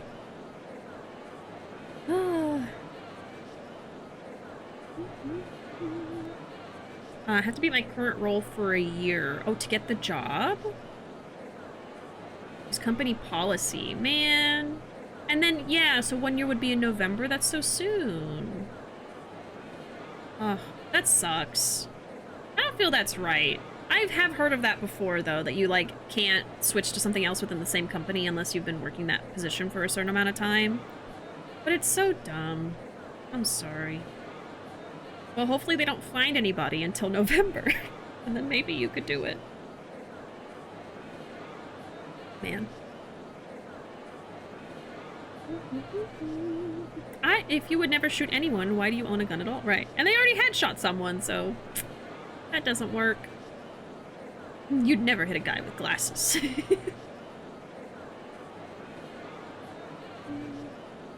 Yeah, professional baddies. Alright. There he goes. Pray, forgive the discourtesy of flinging the dregs of this hollowed nectar into the public gallery. Lord Van Zeeks! But this court needs to open its eyes. The accused, Miss Gina Lestrade, is no ordinary little girl. Despite her young years, she can, regrettably, no longer be described as a juvenile. No, the person in the dock is far from a law-abiding citizen. She has a past riddled with criminal conduct. That doesn't mean that she killed someone. Like, and? Everyone who is like on the stand is a criminal. We've got the 2 professional criminal brothers, and we have a pickpocket child. Like, they're all criminals. You can't say one. It's not like these are like the epitome of good citizens here, you know? The truth is, the accused broke into the pawnbrokery on the night in question with loathsome intent. As we can see beyond doubt in this print, which depicts her threatening the victim with the murder weapon. I have here in my possession one more piece of evidence the prosecution wishes to present. Before you do that, I want to check something. Yeah, signs that a single round was fired. So it's not like they have 1 and then 2. It's 1 each. Okay. That disc. I'll be taking that, whatever it is, of McGilded's down to the yard, thank you very much. No, don't! Don't give it to him! It's mine, that is, mine! I'm sorry, miss, but anything belonging to McGilded has to be taken in as evidence now. Okay. Yes, that music box disc. McGilded's music box disc. The very day before the hateful murder of Mr. Winterbank, the accused attempted to make off with this article, which clearly doesn't belong to her, and with none of the subtlety of a pickpocket, I might add, but by brute force and brazen impudence. Good gracious. What did he say? Yeah, the day before the murder. Okay, so he's gonna say that's the motive for the murder. Make no mistake, any sympathy for the accused on account of her years is misguided and dangerous. There are no depths to which this girl would not stoop if pushed. No crime she would not commit. The court forgets that fact at its peril. I don't know. I see. I think it would be prudent to take this music box disc into evidence, counsel. Grim testament to the defendant's character. Oh. Lord Van Zeeks, Inspector Gregson. What? Yes, Inspector? We had a meeting yesterday at the yard with the prosecution service, and, I think it was agreed that the disc wouldn't be used as evidence. I bet there's something important on it. What's this all about? Why is the inspector acting strange? That's the first time he said anything to Van Zeeks at all. I am unaware of any such meeting. But those were the instructions right from the top. The government bigwigs were insistent. Inspector, I am the prosecutor, and I alone determine how to present my case. Really felt it in that hold it. Yeah, that was a potent hold it. Your warning is noted. Thank you. The prosecution wishes to proceed with submitting this disc as evidence, my lord. Indeed. Bailiff?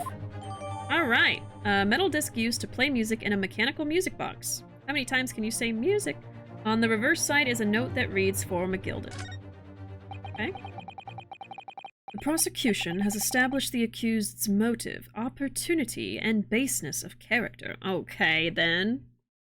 So, Zeeks says motive is, to get revenge, I guess, for the disc. Opportunity and baseness of character. Okay. Whenever it highlights something, I feel like I should write that down. There is nothing more to add.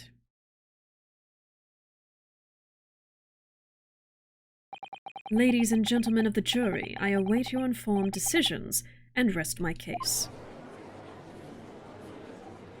This little bow. I don't believe it. I had the jury on my side for once, for all of 5 minutes. Oh dear. It wasn't even for 5 minutes, Ruuuvo. My lord. Wonder if I might say something at this point. Proceed, Mr. Foreman. Been stumbling about in a bit of a fog up to now, if truth be told, but all of a sudden, the answer's barely obvious to me and my men. There's only one thing for it. Oh no. Very well. The court will hear from the jury. We're probably going to do another summation examination.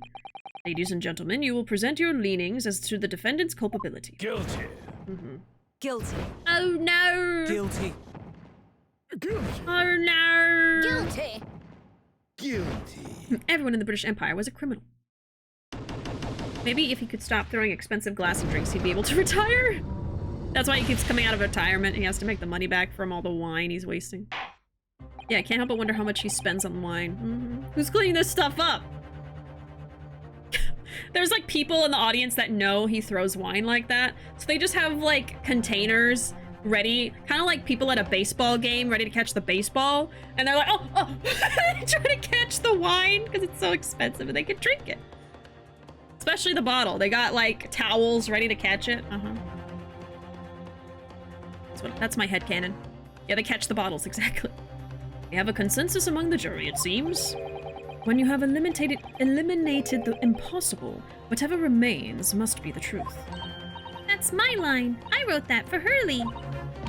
How dare he use it against us? Don't worry, Iris. I don't think we're finished yet. There's still more to this case than we realize. There must be, because there's one thing that I'm absolutely certain of. Gina didn't shoot Mr. Windibank. That's beyond any doubt. Very well. We will proceed with the second summation examination of the day. Mr. Foreman, are you and the other jurors ready? Garradeb Squadron is primed and ready for action, sir. Very good. So, ladies and gentlemen of the jury, and mice, you will each explain on what grounds you have now determined the defendant to be guilty. The mice and the men? Okay. Judicial findings. Jurors' contentions. Alright. Before we keep going, we're about halfway through with the stream, so I'm gonna go take a quick break to go get some more water and such. I should be back in about 5 minutes. Feel free to go get a snack or some beverage. I'll be back soon. Feel free to use our fun commands in the chat while I'm gone. BRB.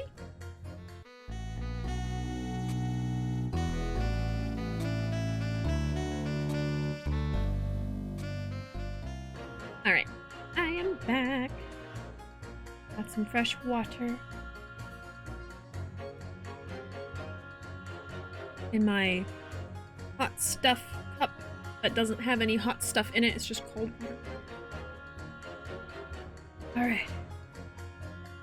I also had a spicy snack, so if I'm a little sniffly, I'm sorry. I apologize. Okay. Thank you, thank you. Alright, I think we're good to go. Okay. Anyway, spicy snacks are the best. Oh yes, I had some spicy chicken sandwich just now. I love spicy chicken sandwiches. I can't have like a normal chicken sandwich anymore. Okay. Once a rogue, always a rogue, I say, Different breeds to us law-abiding citizens. As only 2 bullets were found at the scene, I would say the whole case is done and dusted. You don't need a stereoscope to see the truth here. Every which way you look at it, it was that pickpocket. I never imagined that simple operation would cause me such grief. He's still just talking about that operation. The accused attempted a theft on the previous day. I can see I'm in for a busy day ahead. I am ballistics expert. I have seen many shootings. There is nothing I do not know about guns. Okay. It would seem there is little remaining room for doubt. Have to admit, I was rather bowled over by the argument put forward by the chap in black. But when that fell apart like a house of cards, I saw that I'd been jolly well hoodwinked. Well, no more. The whole courtroom is turning against me. It's not fair. Iris? That prosecutor's being mean. Just because Ginny's done some things she shouldn't have done in the past, that doesn't make her a murderer. Exactly. Allow me to savor this fruity vintage while I savor the spectacle of your fruitless debate on the matter. Here's to the truth coming out, eventually. Oh, it will. Oh, it will. That's enough preamble. Counsel, proceed with the summation examination. Let's do it. Yes, my lord. Jury examination! Little guy in the back. The defense's rebuttal. Okay. Once a rogue, always a rogue. Different breeds to us law-abiding citizens. You're not so innocent yourself, sir. Just because Miss Lestrade has a history of pickpocketing, she must be guilty of murder. Is that what you're saying? Ah, well... Are all members of the British Army so quick to judge? I beg your pardon?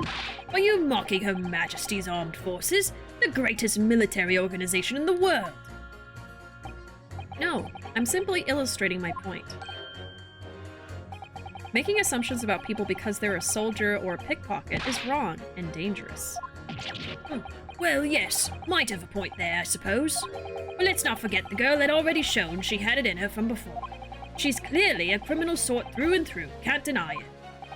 When you say that she'd shown she had it in her, are you referring to this? Exactly. Tried to swipe that only a day earlier, Or am I mistaken? Not exactly. Given that I was actually there at the time, it's hard to refute that. I mean, it wasn't really stealing because she was told to go get the coat. So, is that stealing? If she was told to go get it? No. I love the summation examination music. I know, yeah, it's nice. I like it too. yeah, I am. I am saying that. Okay, given that I was actually there, it's hard to refute. I've never actually seen the real thing. I can't wait to have a closer look at it. Oh yes, of course.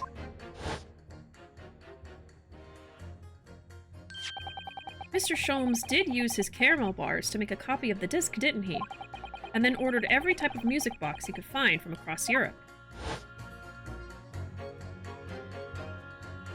We still don't know what tune it plays, though, do we?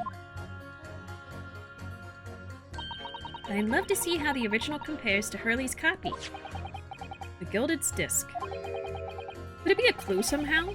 Maybe we should examine it in more detail. I thought we had already looked at it, but I guess let me look again. You never know.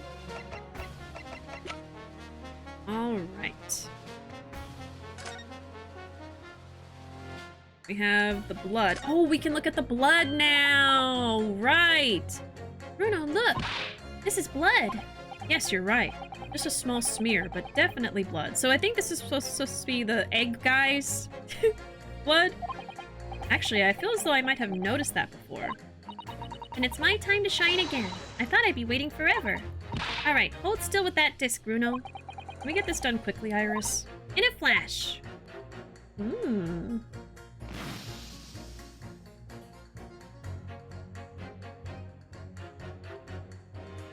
Green?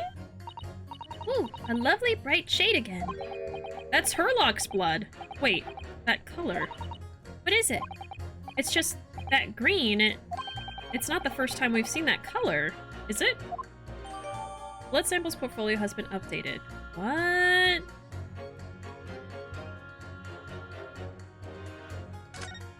That's weird. And then we have that. Or McGilded. That's the man you defended in court a couple of months ago, isn't it, Runo? Yes, or rather, mistakenly defended. I wonder what his name is doing on the back of this disc. That's a question I'd love to know the answer to myself. Uh-huh. Okay, interesting. So let's look at this again. So we don't actually know whose blood this is, right? But this is supposedly the bullet that went through Herlock, so I have to assume the green is Herlock's blood. And then it's the same color on the music box disc. When would that have happened? I don't remember him touching that.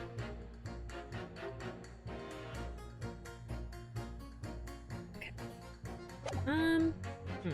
Nickelodeon slime! That must be it. Okay. So they told me to look at it here. I don't know. I don't know when it's relevant yet. As only 2 bullets were found at the scene, I would say the whole case is done and dusted. Hold it! It's the number of bullets that has you convinced? Only 2 bullets were fired, and the 2 guns that fired them have been examined by the police. When the parlor maid asks me how many are invited for dinner, I always tell her to count the table settings. Well, that's logical, I suppose. Although, Yes? sometimes after dining, crockery does go missing. 1 or 2 guests rather like the fine china. Does your employer dine with thieves? So I suppose, if there was another bullet somewhere of which we were unaware, I'd have to reconsider my position. A third bullet somewhere on the scene. That be possible?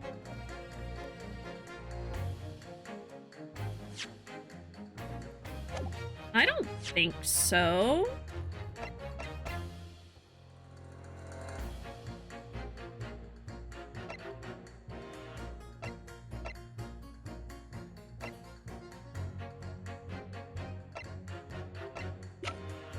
I don't think so. Because if they tell me prove it, I don't have a way to prove it. Third bullet. Because we have 2 guns and they were both shot once. I'm gonna say it's impossible.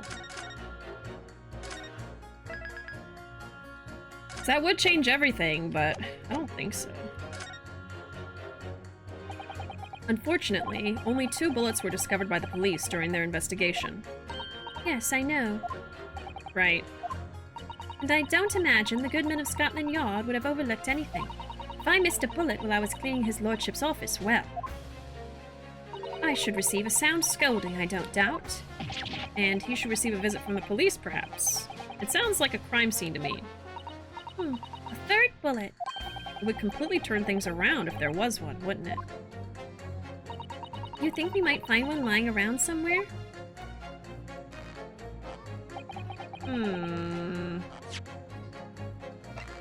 Third bullet. 1, 2. It was just 2.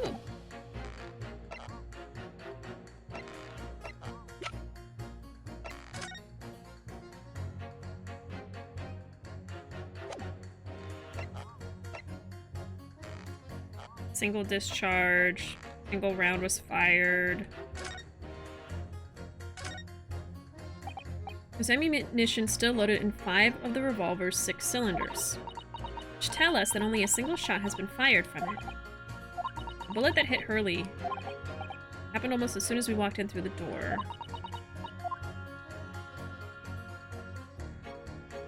Like, unless they loaded another bullet into it. But right now, I can't really prove that. Okay.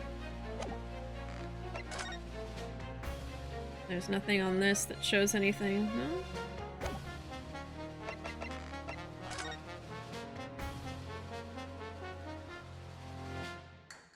Third bullet.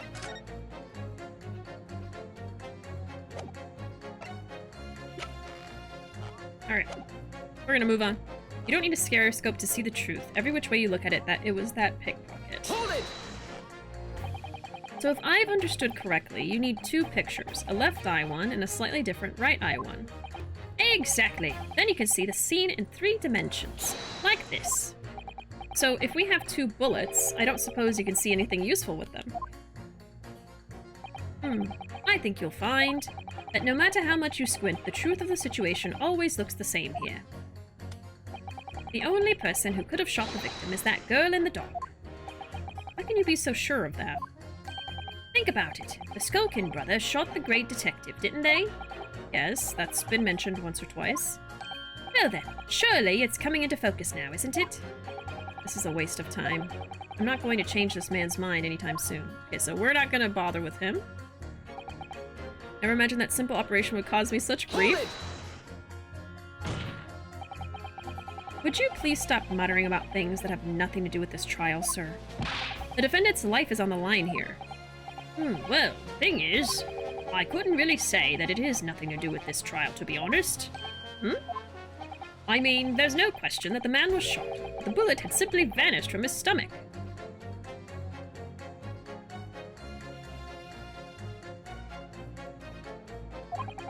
It's quite inexplicable, don't you think? What? I almost don't want to ask, but this surgery you've been muttering about all this time, you were operating on... What was the fellow's name now? Was it Herlock? Herlick? No. Herlock? No. Herlock? Herlock Sholmes by any chance? Oh. Yes, good lord. It was that Herlock fellow. What? You're the surgeon that operated on Mr. Sholmes? Did he leave the scalpel in Sholmes? Yeah, he thinks he left a scalpel in someone! It was Sholmes? Oh no. That's right. Using the very latest anesthesia techniques, I might add. It was a fairly major op, I can tell you. This is crazy. Let me see. Fellow was brought in not long after midnight, if I remember correctly. They said he'd been shot by some criminal or other, so I opened him up like a shot. But the funny thing is, I went over his insides with a fine-tooth comb and couldn't find the bullet anywhere. Yeah, it came out of him. It was in the wall. It went right through him. Well, I guess it would be here. Yeah, it's right there. Okay. So I'm afraid I had to throw up my hands and just stitch the fellow back up. I hate to state the obvious, but... Yes? Surely that's because the bullet is still at the scene of the shooting. Counsel for the defense is correct, as is clearly shown in this photographic print. The bullet that the Skulkin brothers fired at Mr. Sholmes hit him in the stomach region, then exited his body and lodged into the shop wall where the calendar was hanging by the door. I think you'll find it's really quite simple if you just consider the problem three-dimensionally. Who do you think I am, son? Well, juror number 4 is about the best I can do. As soon as I saw the wound of the man's stomach, I flipped him over. Like a pancake? Are you saying that you checked his back? Of course I did, and there wasn't a trace of injury. No sign that the bullet had left the body at all. Ah? Well, that would be 3 bullets then. Herlock was shot in the stomach, but there was no exit wound on his back. So the bullet in the calendar is not the one that shot him. What? His kidneys just absorbed the bullet, alright. Medical care was not as safe or clean in the 1800s, so I'm not surprised medical malpractice doesn't exist yet. Oh, exactly. Yeah, it's the 1800s. He's not even legally required to wash his hands. I don't even know how he has gloves on. Yeah, they twist, like, science a little bit. Like, they have the photos, because I think making an Ace Attorney game that has no photographic evidence at all would be really difficult, but he left the comb in there, too! Yeah. No HIPAA. No HIPAA. My god. What if it was rubber bullets? Oh my god. That means someone took it out after shooting him? Yeah, I don't know. I don't know what it means yet. What? That's the point. The only logical conclusion was that the bullet was still somewhere in the man's innards, which is exactly why I set about slicing him up. And I'm still none the wiser even now. How many times do I have to say it? Can somebody please explain how it happened? Can somebody please solve the mystery? Almost as much of a mystery as how this jury was put together. Okay.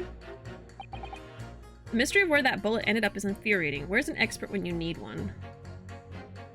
What if we press on that? Does he say something different? Mr. Sholmes' surgeon is on the jury? I've experienced some coincidences recently, but this is ridiculous. I'm as surprised as anyone. But there's no question that Mr. Sholmes was shot? Well, that's what the police told me when they brought him in. How bad were his injuries, Doctor? He was in a bad way. He'd lost a huge amount of blood, you know. And I suspect he was shot at quite close range, too. Okay.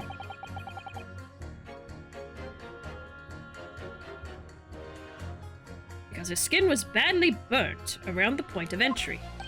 Burnt? As I said, I flipped the fellow over and examined his back, but there was no sign of an exit wound. Which is why I thought I'd better locate the lug and pop it out.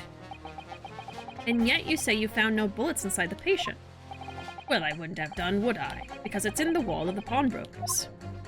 But how did it get there? I need someone to solve this mystery before it drives me to insanity. If only there was some expert in ballistics who could help, even if he looked extremely untrustworthy. Oh yes, that would be the last juror. Okay. So we have a disappearing bullet on our hands. Okay, so we're gonna pit the doctor against the Russian. The accused attempted a theft on the previous day. I can see I'm in for a busy day ahead. Hold it! He's so confused. Who let Grandpa perform surgery? Ask the mouse for his opinion on the bullet. Okay. That's what we have to do. That's the answer. Those are just his opera gloves. He wears them all the time. If only we had a ballistics expert on the jury. Right. No, I got it. I got it. What do you mean you're in for a busy day? Forgot to say, stop. Do excuse me, stop. I am a communications officer, stop. A communications officer? Does that have something to do with sending telegrams? Everything from personal messages written by members of the public to the latest news in the capital. I convert all the messages into Morse code and tap it out to the entire world electronically. To the entire world? Thousands of miles of cable under the sea, stop. Worldwide communication network, stop. Information transmitted to and from all corners of globe, stop. Ah yes. She was getting equally worked up about radio waves or the like before, wasn't she? I specialize in communicating information from government departments and newspaper offices. I see. I'm sure I shall have to wire the newspaper reports of today's guilty verdict later. So no sleep for me tonight, I imagine. Let's just finish the trial first, shall we? Okay, so that doesn't help us. Now you! I am ballistics expert. I have seen many shootings. There's nothing I do not know about guns. I thought you were just a tourist. Good day. I am visiting London for sightseeing. I would like to take bus to Crystal Tower, please. There's no way he's just a visiting tourist. So, you're a ballistics expert? Who knew? I have much experience with guns. Ah.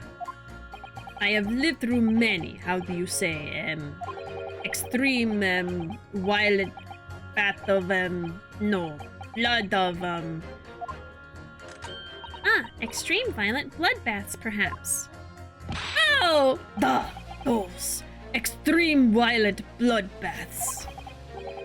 English is very difficult tongue. Considering the sort of people you associate with, I'm surprised you still have a tongue. Jesus. Anyway, if you have questions about bullets and guns, you ask me. There is nothing I do not know. No mystery I cannot solve. They're really laying it on thick. He's very confident in his knowledge of guns, that's for sure. But, if possible, please, only in the Russian tongue. Russian language. He's not very confident in his knowledge of English, though, is he? No. Still, we should bear it in mind. He's our man if there's a mystery about guns or bullets. Van Zeeks has managed to convince everyone. When you have eliminated the impossible, he said, but he hasn't. If we're going to fight back, we need more material. And we have to fight back. We have to turn this trial around again. Another turnabout! Okay, we are going to pit... no, not you. Sorry. We're gonna pit the doctor against the Russian. We shall do it.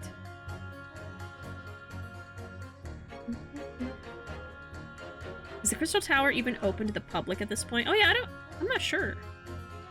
Oh, good night, gnomes. Thanks for hanging out with us. I appreciate it. I hope you have sweet dreams and a good rest of your night. And hope we see you again sometime. Have a good one.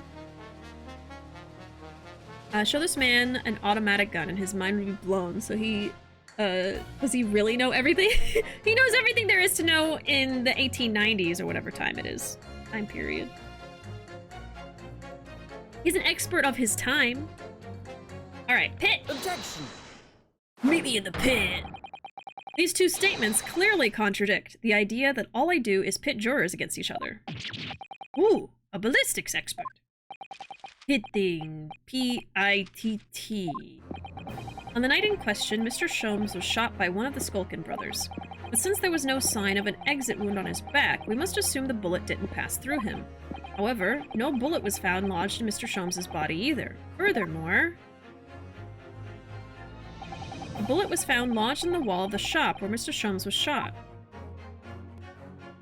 Juror number 6. Hello, my name is Villain. Pleased to meet you, Villain. There's apparent contradiction in the facts that is so clearly troubling juror number 4. Are you able to explain the mystery? I have seen very similar situation in Motherland. It was night. There was blizzard. I was running away along mountain road in freezing cold. Holy. The snow was piling high on both sides of road. It was very narrow and dangerous. My pursuers had hunting rifles and they were on dog sleds. Mental note, don't ask too many questions. I was shot from behind and I fell down in snow. And this situation was very similar to what I heard today from doctor. They could not find bullet in my body. And no sign of, how do you say, exit wound. Then where did the bullet go? Bullet never hit me. Well, if it never hit you, why did you fall down? Bullet hit frozen wall of ice very close to my side. What? One small piece, very sharp, broke away from lump of ice and pierced my body. It made deep wound that looks just like bullet wound. Good gracious. Of course, piece of ice quickly melted inside me, and that is solution to mystery of disappearing bullet. Huh. But that doesn't answer the question at all. The shooting happened in a pawnbroker shop. Not some snowy mountain road in another country. Well, it might be something similar. Just an idea, but we might not be looking at exactly the same situation here. Bruno, where exactly was Hurley shot again? Well, according to the report, in his stomach. Sort of around this area, I think. Well, that's precisely where he always wears a little pouch on his belt. A pouch? Actually, I might have noticed something like that. Yes, a pouch. It's where he keeps 3 glass vials of very dangerous chemicals that he uses in his investigations. Well then! So maybe it just hit the pouch on its way to the wall, and then the pouch exploded, and that's what burned him. Because they did say he was burned.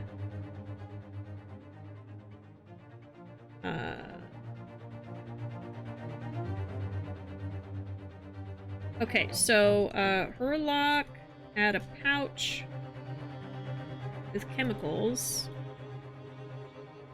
near the wound. So, bullet never hit him, but burst the pouch, maybe. Okay. So then how did the blood end up there? What? Really? Doctor, where is the pouch Mr. Sholmes was wearing?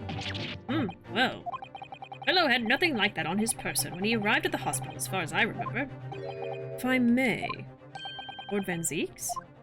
While I realize it is forbidden for the prosecution to interject during a summation examination, I should inform the defense that I have the pouch in question in the antechamber outside the courtroom. Sorry? As I understand it, when the police arrived on the scene and found Mr. Sholmes injured, they removed the pouch in order to assess the wound. Ah, thank goodness. I thought I was getting forgetful for a moment. Since then, it has been in my safekeeping along with all other evidence relating to the case. I can personally vouch for the fact that it has not been touched since the incident occurred. Okay, very well. While extremely unconventional during a summation examination, I must demand the prosecution presents the item in question with all speed. Bring forth Mr. Herlock Sholmes' pouch. Primordial pouch. I see. So this is the pouch worn by Mr. Sholmes on the night in question, is it? Yeah, so one of the vials is broken. Look at that. One of the vials is broken, and the leather around it is scorched black. It's almost as if the vial exploded. Exploded? So, that night, the bullet from the Skulkin brothers' gun struck Mr. Sholmes' pouch. And it was the glass vial exploding that caused the fellow's injury. This bullet did not penetrate the victim, but was deflected into wall of shot. Okay. A delightfully complex aroma. Well, it would appear one mystery has been solved at least. Though it has no bearing on the truth of this case. The bungling and burgling brothers shot the detective, and the accused shot the pawnbroker. The pertinent facts of the case remain unaltered. But at least the mystery is solved. I can sleep easy tonight. Thank you, young man. Thank you very much. Glad I could help. Due to its bearing on the conundrum just solved, the court will sequester this scruffy pouch as evidence. Hurley's pouch isn't scruffy. The pouch has been entered into the court record. The pouch Mr. Sholmes was wearing around his waist at the time of the shooting. One of the glass files is smashed and there are scorch marks. Now, summation examination. It would appear the defense is somewhat struggling to alter opinion, Please, my lord. A little more time. Yeah, let's look at this while we're thinking about that. I can sleep easy tonight. Weren't you worried about leaving a scalpel in his stomach earlier? That's true! I don't know if you ever figured out if he didn't leave it in there. Oh.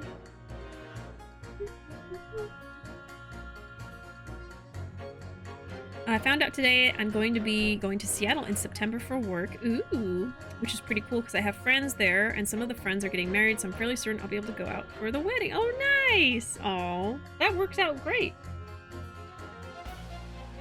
I hope you have a wonderful time. I hope it's amazing. I freaking hope he didn't leave it in there. That sounds yeah, I know. Like, that would probably kill the person. Okay, let's look at the broken file first. This file has been smashed to pieces.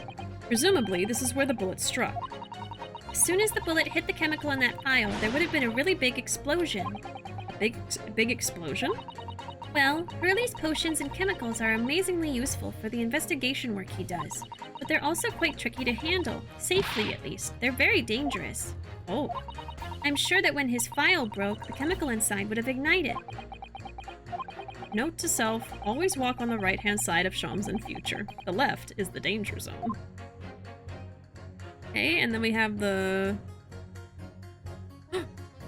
Is that a third bullet? It's really scorched badly just here. Oh, the strap is broken. Look! This must be where the bullet hit then. Let me see. There's a bullet in there! Oh shit! Oh shit! What the? Iris, look! Behind where the broken file was. Do you see it? Ah! That's the Skulkin Brothers bullet! What a stroke of luck that it hit his pouch. Well then where's the third gun? Because there's only 2 guns with 1 bullet each. I mean, the second gun has multiple bullets, but it only shot 1 time. That is an amazing discovery. What this means is there were 3 bullets fired at Windibanks that night. Damn, I don't remember 3 gunshots. Okay. We found exactly what that juror was talking about. The third bullet. It's time to press that juror again, I think. Okay, so we'll press them again. A projectile we discovered lodged in Mr. Sholmes' pouch. It caused one of the files to explode, injuring Mr. Sholmes. So actually the pouch kind of saved him from getting shot by the bullet, but then he got burned by the chemical and still lost quite a lot of blood. These glass vials are full of Hurley's homemade potions. Homemade? Yes, like fingerprint powder to show up where people have touched things, and scent amplifying solution to intensify a smell lingering on an object. That's amazing. They're all very easy to use. There's just one thing that you have to be careful of. They're all very flammable. Mr. Sholmes is a walking bomb.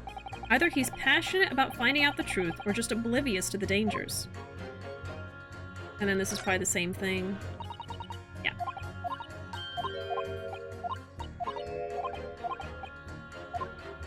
What else do we have? Oh look, there's a hole here at the back. It doesn't look much like a bullet hole, but clearly something's ripped through the leather with great force. Something must have pierced it somehow to have left this hole behind. Yes, it looks that way. Mr. Sholmes and his pouch both took a beating, didn't they? Yeah, I think that's from the chemical burning it. Yeah, I think that's everything to see. Well then, this changes everything. After all, that's a new piece of evidence. It could be a valuable clue, and you can't afford to overlook anything here, Ryu. There's still a way to turn this around, somehow. I'm sure of it. Yeah, we just got it, Ryu. Don't worry about it. Okay, I think that was the maid that said that. Yes. Hold it! It's the number of bullets that has you convinced. Oh yeah, there's a part here where he's like, oh, it's possible or not possible. We've already read this. Yeah, if there was another bullet, I'd have to reconsider. I can prove it. Allow me to show you then. The third bullet. Take that! Here it is. We discovered it just now. Yes, on the night in question in Windibank's pawnbrokery, another bullet was fired. Hold it! What is this new trickery, you Nipponese conjurer? Where did you find that bullet? It was lodged inside Mr. Sholmes's pouch. What? This pouch was removed from around Mr. Sholmes's waist before he was taken to hospital, and since then it has been touched by no one. Do you mean to say a shot fired by the Skulkin brothers that night? Yes, as your lordship has surmised, it hit this pouch. But that makes no sense whatsoever. We already know the whereabouts of the bullet fired at Mr. Sholmes. It clearly is visible in this photographic print. Ah. 2 guns from the scene have already been submitted into the court record as evidence. Yes, that of Mr. Windibank and that belonging to the Skulkin brothers. An examination of both guns revealed that only a single bullet had been fired from each. But what that must mean? Mm-hmm. That's right. We now know that on the night in question, 3 bullets were fired. However, only 2 bullets were fired from the guns recovered from the crime scene.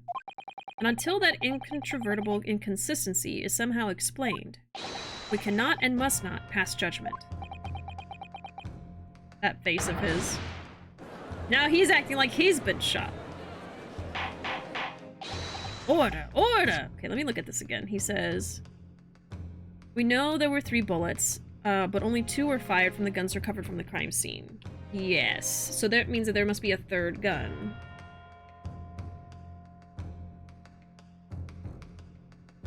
Maybe.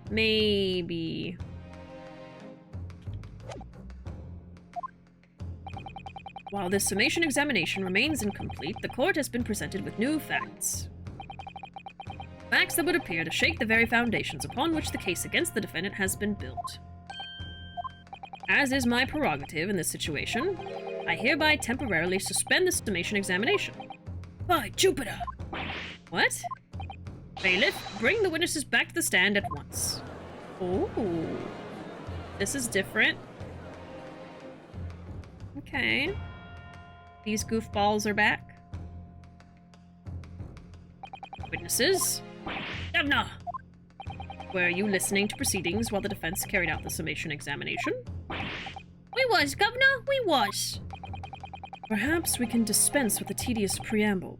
Simply answer this one question. The 3rd bullet has been identified at the scene of the crime. What do you make of that? Make of it, Gov. I don't make nothing of nothing if I can't help it. Is it one of yours? Oh, blimey, Gov, go blimey, not a chance. In that case, did you have an accomplice? What? Oh, what? Never. The Skulkin brothers work alone. It's just the 2 of us. That's our trademark. How soon we forget poor Sulky. Yeah, there was a 3rd one. I'm thinking maybe the 3rd one, is this guy. I don't know. That's the only other character we see, and he was very suspicious that day, so I don't know. And then the green blood, apparently the blood on the disc was supposed to be the egg guys, and if it's the same color as the color blood on the wall, then that would make it also Egg's blood. So he got shot somehow? I don't know. Hey Matt, welcome. Feeling motivational. If you got a dream, chase it, because the dream won't chase you back. True. Very true.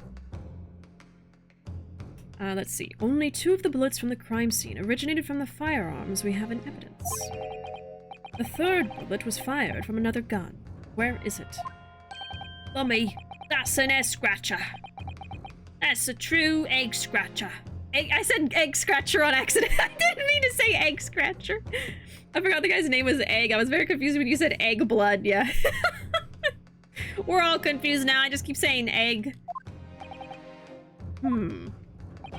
Counsel for the defense. Yes?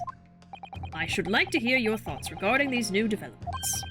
Third bullet, and the mysterious missing firearm, from whence it came. Thinking back over all the testimony we've heard and all the evidence we've seen, I think I'm starting to form a picture of what really happened that night. My lord, I think it's clear what this third bullet tells us about the Skulkin brothers. They had a secret accomplice, they had another gun, it's nothing to do with them. I think there was a third person. So I'm gonna say accomplice.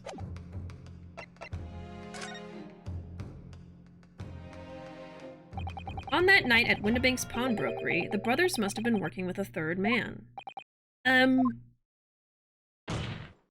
The witnesses are clearly doing their best to cover up the existence of this accomplice, but the evidence all points to the fact that there was someone else present, someone carrying a gun. Objection! I think that's the truth. I think it was Egg Boy. An accomplice, you say? Pigswill, weren't you just asking them the same question? Like, did you have a third person there? Oh, good night, Caramel. Thanks for being here. I appreciate it. Good to see you, and hope you have sweet dreams and a good night. We'll see you later. There's always a third person who possibly did it, right? Secret other person. These protracted proceedings have already forced us to endure 2 summation examinations. Yet in all that time, there has been not a murmur of a third man, if this apparently wraith-like being exists. The court must be shown hard evidence. Without it, this fantasy will be crushed. Oh! Caramel! Thank you so much for resubscribing for 9 months! You know what that means? Stream baby! You have had the stream baby, Caramel. Would you like to name it? Or would you like the random name generator to name it? Or at least give a suggestion. Some of them are pretty bad. Alright, Caramel, I'm making your star at the moment. While you make your choice. Just came up with a good name. Is it Bebe? What he just typed? Is that it? Bebe. Congrats on the stream, Bebe. Here's your star, Caramel. Oh my goodness. Bebe. Alright, its name is Bebe. Bebe's going in this jar. Which is very full, by the way. Like, it's almost done. Let me switch over for a second. There might be more room for another one after this one, but this one is very close to filling it, so hold on. Alright. Let's see. I think I see a spot here. Like, right here. Maybe one here. So there is still slightly more room. We're really pushing it. We're really pushing it. Yeah, there's still some more room, technically. But we're getting ever closer. Ever closer. We're so close to filling up this jar. It's a lot of stars. I know. I forget when we started on this one. It might be like a year's worth. I can't remember. But it's been a minute. I should mark down when we fill these jars, I swear. Yeah. I don't think it's a full year. Yeah, I'm not sure. It's been a while. But definitely not more than a year. I can't remember when we started it. Oh, bubble bath, yeah. Maybe 9 months, oh my goodness. So you're saying Caramel Star is down here somewhere? In 9 months. Oh my goodness. But yeah, we haven't filled it, but we're getting there. Very, very close. But anyway, either way, thank you so much, Caramel. I appreciate it. I appreciate it very, very much. I'm gonna switch over though. Thank you, thank you. I'm waiting for like that final star that's gonna fill this jar up finally. I think there's like a spot for 2, maybe 3 more tops. So that's why I want to like go over to the main big screen whenever I put a star in there, because I'm like, oh, it could be the last one. But not quite yet. Oh my goodness. Caramel! Of course. Oh, thank you so much, Caramel. That's probably gonna do it. Honestly, that's probably gonna do it, yeah. You might have just done it. Yeah, I got my stars ready. We just have some white ones here. Oh my goodness. Oh, I wish the song went longer. Thank you so much for gifting all of those subs. Okay, let me get names on here. Let me do that real quick. Caramel, thank you so much. Got Saver. We've got Phila. We've got... Oh, how do I guess Arch? We'll do Arch. I have to shorten it because these stars are tiny. We got Andrew. And if you're lurking, no worries. I'm just reading out who got subscriptions. Breeze. Hey, that's 5. I wonder if I won't be able to fit all 5 in here then. I'll make sure I caught up with chat. Alright, y'all. This is probably gonna be it. We're gonna probably fill it now. My goodness. Okay, we gotta go in order to see who was the last one. So, I think Saver got the first one there. Okay. There's that. I think... Let me make sure that fits. Yeah. It doesn't squish it too much. Okay. And then, yeah, I gotta squash them in. Let's see. And then Phila was next. Phila, probably go right here.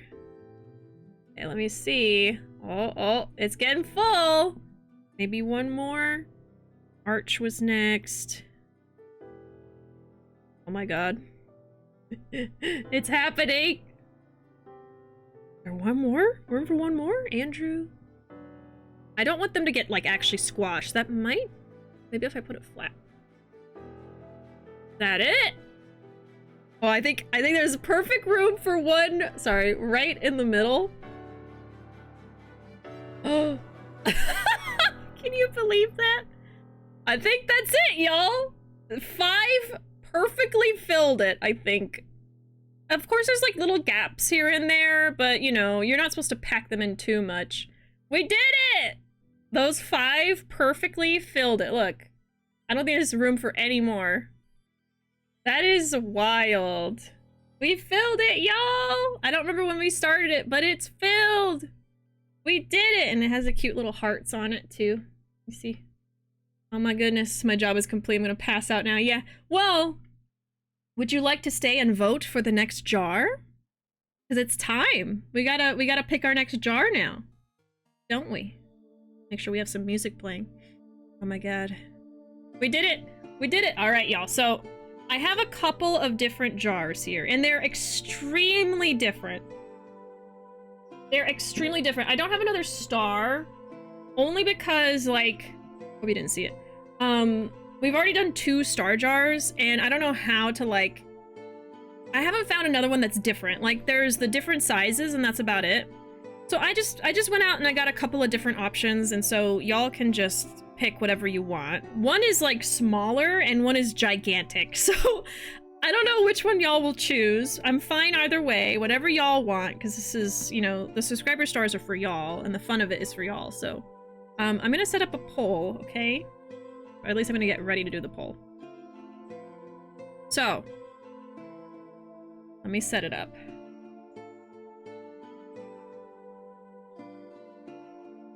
Yeah, which jar do we start next? Okay, I'm not gonna start it yet because it's gonna give it away. Here is option number 1. A heart jar. Very, very cute. Now, it's tinier, so it won't take as long to fill it. But it's really cute. It's the shape of a heart. I always wanted to get a heart jar for this, so I finally found one and grabbed it like a few, I think only like maybe a couple months ago. So there we have it. It's only 6 months. I don't know, it depends. It depends on how many subscribers I get. How quickly that happens. But we are at like 61 out of 69, by the way. We haven't hit 69 in a while, but that's always gonna be there now. My goal is just always gonna be the jokey number. So yeah, so here's option 1, which is smaller, so you might not want it just because of the size, but I think it's cute. And here's option number 2. Are y'all ready for option number 2? It's a chicken. It's a chicken jar. So what was originally in this was a bunch of little jellies. So we got it from like a grocery store. And it has a bunch of jellies in it. I was like, I have to buy this because what if I can use it for a star jar? That would be hilarious. So that's why I'm like, you know what? I don't even know if we need to do like a vote, but just in case, I'm gonna start a poll. Heart or chicken? Heart or chicken? I knew it. Chicken. How'd you know it was a chicken? How could you possibly guess this? How could you know? Y'all are deciding the future of the subscriber star jar here. It's a very important decision. Everyone watching stream tonight is participating in this important... Yes, option 2. Hey, Anna. Howdy. Do you want to vote? Oh, someone actually voted for the heart. Oh, I knew that it held jellies. Oh, okay. Yeah. They always sell them in, like, cute jars like this. I have another jar that had other jellies, but it was just a plain bucket-looking thing. But this is a chicken. What are we doing? We are voting on the next jar I use to fill with subscriber stars. Because, we just filled the other one today. It's all done. I think this took about, like, 9 months or so, chat thinks, to fill it. So it's all filled now. We got a heart jar, or we got a chicken jar. This is the next one we're gonna work on. Chicken has 6 votes and heart has 1, so I feel like I already know the answer, but you never know. Maybe 7 people will come in here and say heart. Who knows? Option number 2. I was wondering if anyone would clip when I just brought the chicken out. We have another vote for chicken. We got 1 to 7. Make your choice. Make your choice! It's hard to hold both and also, like, use the mouse. The chicken will take so long. That's the thing! The chicken is gonna take a long time to fill, but it is hilarious. It is hilarious. I think probably when we're done with the chicken, we'll just go to the heart jar. I won't have you guys vote, just because, like, this is gonna take forever, and then this will be a nice break from taking forever. You know what I mean? Because I think we're basically going with the chicken. We got 7 to 1 here, so... I think so. And the jellies are pretty good, actually. We haven't finished them all yet. Heart doesn't stand a chance against chicken. I was thinking that, you know, but I was like, well, I'll let them vote anyway. I'm gonna guess the chicken will take 2 years. Oh my god. We're just gonna have the chicken jar forever. Forever and ever.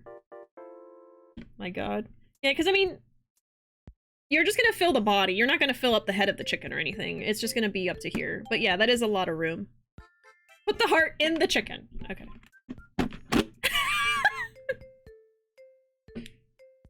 Oh, it doesn't fit. Almost. Almost. I think Jolene does, yeah. She's got those cheekbones for days. That's chicken. It even has like a little coin. It's almost like a piggy bank. You could probably use it as a piggy bank. But we're gonna be using it for the star jar instead, because it's 7 to 1. It wins. I stand by my prediction. Okay, we'll see. We'll see. I should probably mark down when we do this. I have a note for my computer I can use. There we go. Okay. Oh, sorry. All right, it's the chicken, y'all. You have chosen your new savior. Okay, chicken jar started on 8/29/23. All right, there we go. Now we have that note forever. You could cut the hole bigger and use it to insert the stars. That probably would be a good idea. I was thinking that, like, oh, I wish that I could, like, have this work for me. Because then I don't have to, like, take its head off every time. That's true. That's very true. I will think about that. I'll think about it. You know what's so funny? It has an expiration date on the back because it's, like, for the jellies. So these stars will expire by December this year. We only have until December. No, I'm just kidding. All right, but yeah, that's the new jar. I guess we'll keep it right here. And then the star jar we filled will go into the background somewhere. I usually put it up on the shelves over here. We have our other star jars up here. Yeah, I think those are the 2 jars right here. So you can't see them very well, but they are there. But yeah, we did it. Pass out time. Yeah, good night, Caramel. Thank you so much for helping us fill the star jar finally. It's been done. It's completed. Here's a nice look at it. You can see all the different origami colors, the different...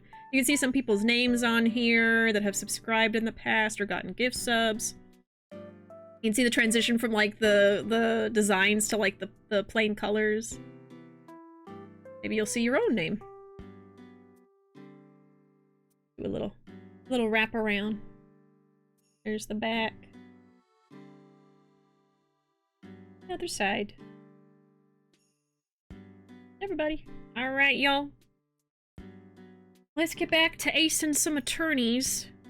But thank y'all very, very much for your support. I appreciate it very much. I will consider adjusting the chicken so it can be more easily given stars to eat. Now it's gonna really feel like someone's eating the stars. I gotta... There, now you can see.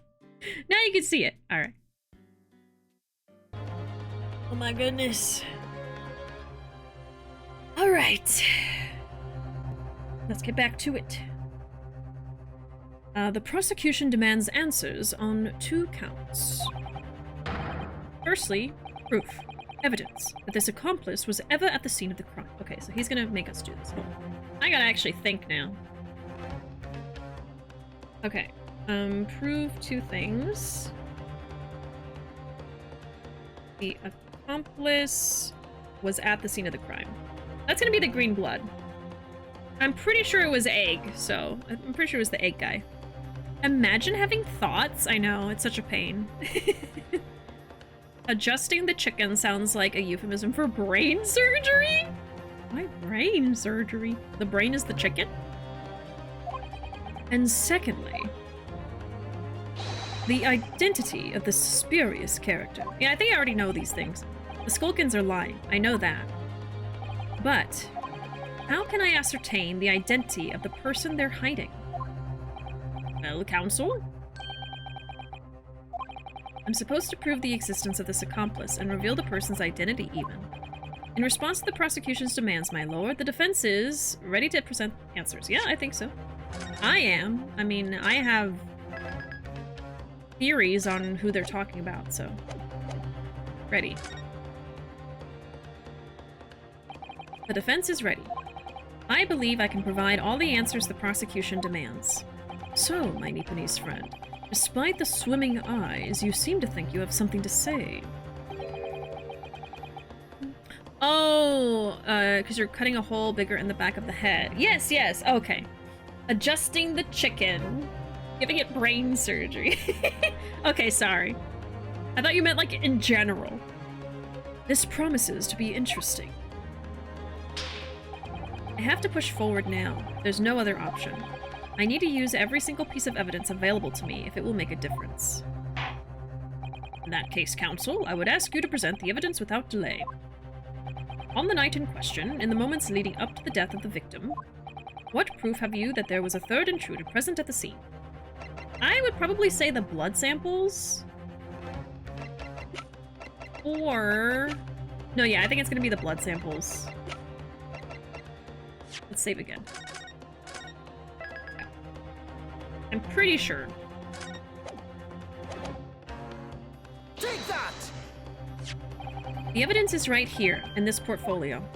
By Jove, that portfolio again, is it? Do you expect the court to rifle through your papers itself? Be more specific. You claim one of those blood samples proves the presence of this third intruder. Which one is it? This one! Take that! What am I looking at here? There appears to be some green paint or such like around the bullet hole in the middle of the calendar. That's a bloodstain, my lord. Bloodstain? Green blood. Curious, even for you. Is the court to understand that the intruder was some unhuman creature? It's something developed by Mr. Herlock Sholmes. Why, the great detective! New invention, stop, not yet appeared in stories, stop. Oh yeah, it's like a spoiler. It's this, you see. It doesn't have a name yet, though. This fogger sprays a chemical that reacts with the different elements in people's blood to change its color. Different elements of people's blood? Yes. Everyone's blood is slightly different, you see, because it's made up of different elements. So by seeing what color it changes to, you can tell in a flash whose blood it is. Ooh, that brings a whole extra dimension to looking at blood. Talk of blood in courtroom, stop. Very exciting, stop. As an example, this one shows the blood of the victim, Mr. Windibank. Ah, striking blue. Yes, so you see, the green color of this bloodstain on the calendar shows that somebody else was shot in the main part of the shop. Now hold fire there, young man. Could be from some unrelated incident, couldn't it? No, it's not unrelated. The date showing on the calendar is the date on which Mr. Windibank was killed. By golly. Therefore, we can assume that whoever was shot on the same day. Then whose blood is it? Well, the Skulkin brothers in the stand don't appear to be suffering from any gunshot injuries. Which means it must be the blood of somebody else, the third intruder, in fact. Objection! Whose identity the court is still waiting to hear.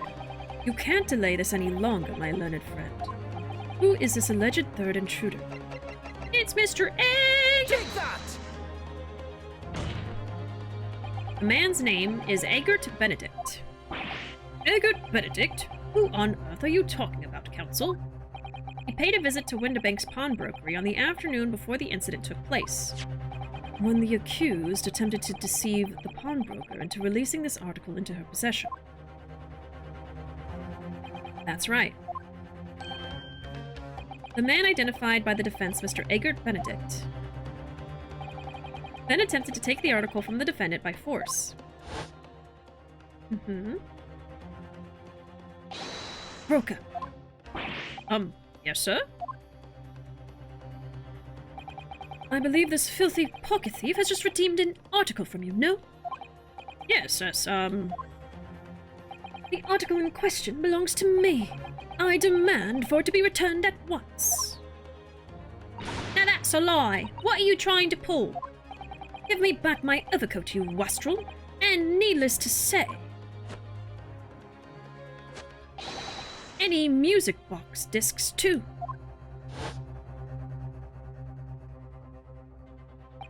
Inspector Gregson was there at the time and can attest to what happened. In the end, it was the inspector himself who took the disc. Can you corroborate this account, Inspector? Yes, my lord. That's more or less what happened. And in the interests of being thorough, I asked Windibank for a print showing the fellow. Oh, interesting. Taken from one of his red-handed recorder gubbinses. Yes, that's him talking to Mr. Windibank that morning. And you claim this man is the brother's accomplice? Well, Mr. and Mr. Skulkin? Oh, well, Mr. and Mr. Skulkin? Never seen the geezer before in me life. Geezer? On me gov, on me life. Never seen him. Oh, on me life, gov, on me life.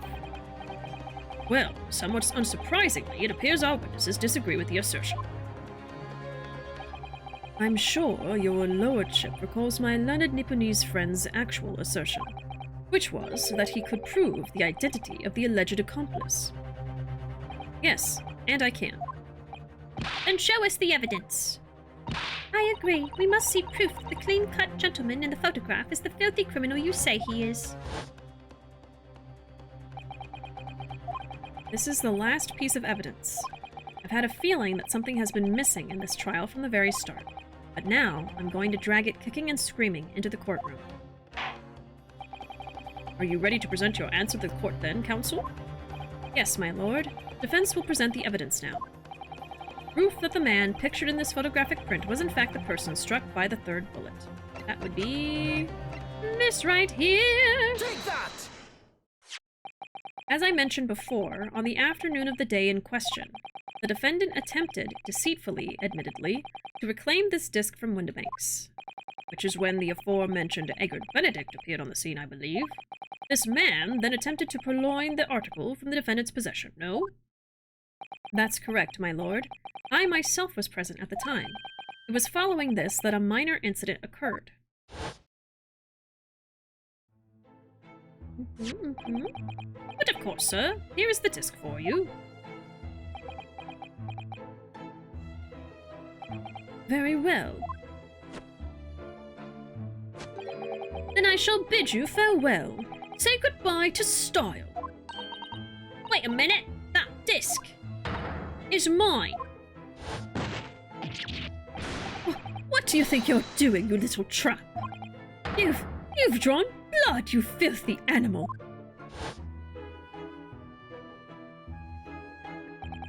Being a music box disc, it has countless small but sharp metal protrusions over its surface. I forgot about saying goodbye to Styles, so corny. I know, he's such a dork. Those protrusions cause Mr. Benedict's finger to bleed, and the resulting smear of blood is still visible on the disc now. Goodness, a bloodstain, is it? My assistant and I have just analyzed the bloodstain here in this very courtroom. Using my trusty fogger gun. Yes. And we added the results to this portfolio. I say! A screen! Exactly the same color as the blood around the calendar. The evidence is conclusive. The man calling himself Mr. Eggert Benedict, who was in Windibanks earlier in the day, is the accomplice who was present at the scene of the crime that same night. So there was someone else there. Look at those two brothers now. They're sweating buckets. Boy, who are you talking about? It's boiling in here.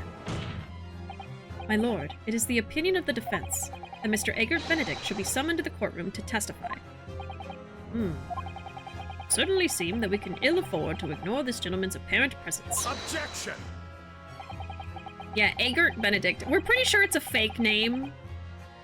And in the original Japanese, it's just Eggs Benedict. They changed it to Eggert for some reason. I guess to sound more like a name. This has gone on long enough now. This flagrant ignorance of the mechanics of law. Sherlock Sholmes, you say? Yes, I've heard the name. Protagonist in a series of short stories for the vulgar classes. A god of detection or some such. And now you employ chemical substances devised by this fantastical persona in the highest court in the land. Do you expect us to take you seriously? The samples made by this plaything are not fit to be called evidence. So the bloodstain turned a shade of green. What of it? Here's to you successfully proving that no other blood in the world would turn the same color. Well... And pray, do not even think of suggesting that we should take Mr. Sholmes' word for it. Is he right? Is Mr. Sholmes' concoction a load of rubbish? I don't know. I mean, he is a great detective. What are you talking about? We can't let him get away with that. I knew it would come to this. Of course Mr. Sholmes' invention isn't going to be recognized by any official body. But what other choice did I have? I'm just remembering what Father Christmas over there said before. So they do call him Santa in the game! It's canon. He looks just like Santa, even in-game. Oh my god. I thought it was just a joke we all said about him. About how he was temporarily suspending the summation examination. Oh. In other words... The examination isn't over yet, is it? Good grief! What did you just say, young girl? And in a summation examination, the decision as to whether or not the trial continues is in the hands of the 6 jurors, isn't it? The way I see it, it doesn't matter what certain other people think of Hurley's invention. At least, not for now. Yes, she's right. Young lady, you have quite the devious mind. It really just comes down to one thing. Whether these ladies and gentlemen of the jury are convinced by what you say, Ruuuvo. Is that about right, would you say? Or did I misunderstand something? Unbelievable. Mr. Sholmes' partner is a force to be reckoned with. Iris Wilson, sharpshooter. After that shrewd precis of the situation from an entirely unexpected source, it must be acknowledged that the previous summation examination has yet to reach its conclusion. This is absurd. Ladies and gentlemen of the jury, the court now looks to you for your final leanings in this matter. As proud citizens of Her Majesty's Britain, I'm sure you will come to fair and just conclusions. So then, state your final decisions in turn, please. Not guilty. Not guilty. All right. Not guilty. Guilty. Oh, Guilty. Not guilty. Ooh! It would have been a tie.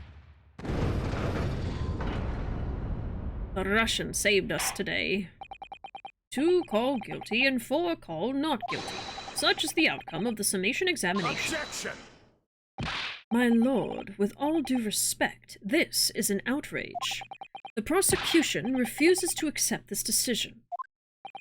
On what grounds?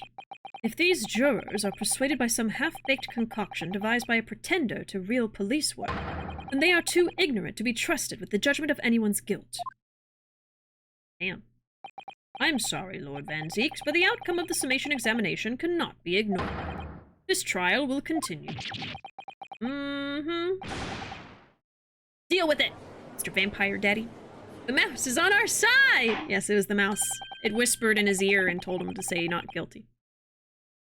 He does decide who's naughty or nice, that's true. Next, he's gonna leave a lump of coal in somebody? Oh, the surgeon? We find ourselves in a rather awkward situation. The defense has very reasonably requested the subpoena of a new witness. We have 2 Santas. We have the judge and then we have the surgeon. But sadly, I fear that will be impossible. What? The name the gentleman gave for himself, Egbert Benedict, is quite clearly false. I don't believe it. You don't believe it? Just when I'd managed to prove the man was there that night. Could I say something? Who was that, please? Who spoke? It was me, my lord. Juror number 5? What have you to say, madam? If possible. Inspector. Me, ma'am? I wonder if you might show the photographic print to me again. The one in which the gentleman is shown. Ah, right, yes. This one, you mean. Of Mr. Benedict.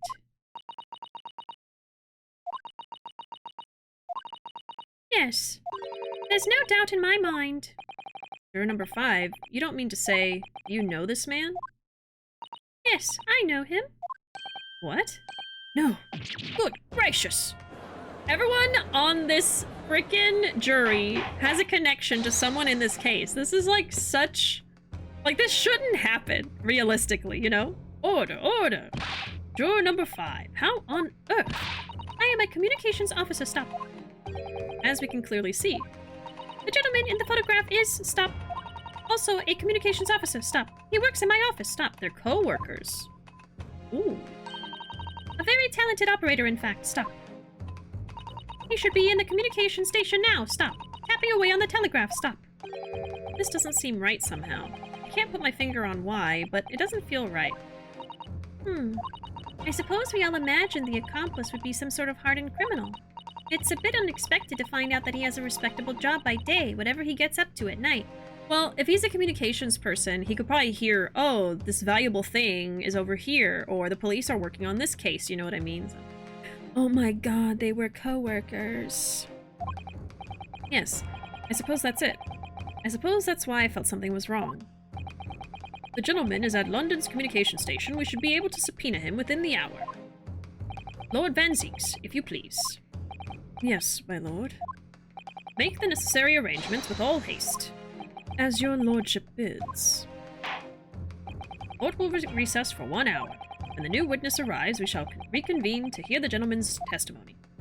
Inspector Gregson? Yes, my lord. I should like to hear from you specifically about events at the pawnbrokery on the day in question. Come to my chambers during the recess. Yes, sir, my lord. Very well. Court is adjourned until 1:40 p.m. Alright. So next we're gonna do to be continued. I think that's a good stopping point. I'm starting to lose my ability to read words, so I think it's time to go. Okay, let's see. We're pretty close to the end of stream anyway, so we'll just start off with this tomorrow. We'll pick this back up tomorrow, y'all, but let me take some notes here.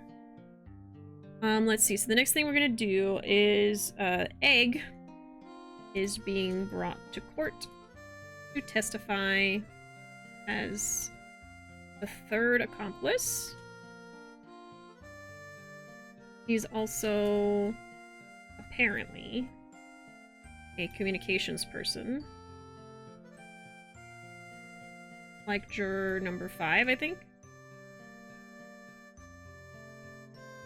I think that's it.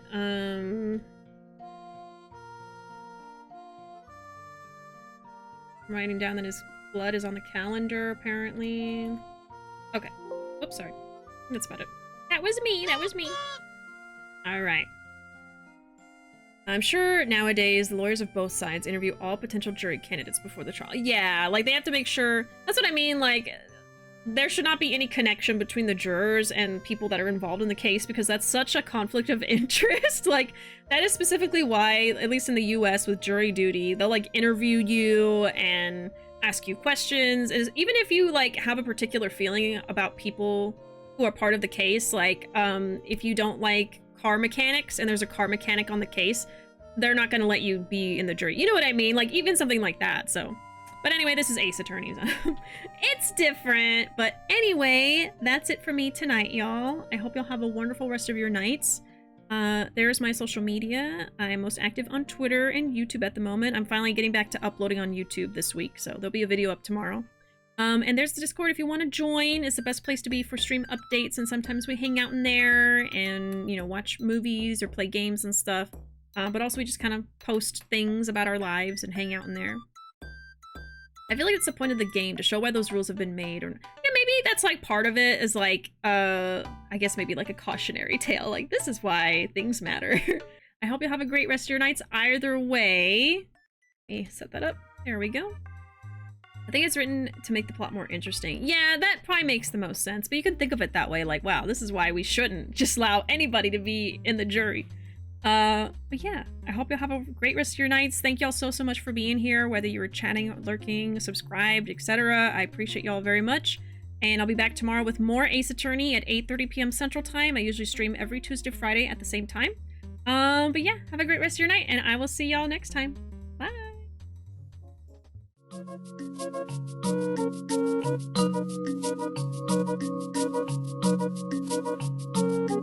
Thank you.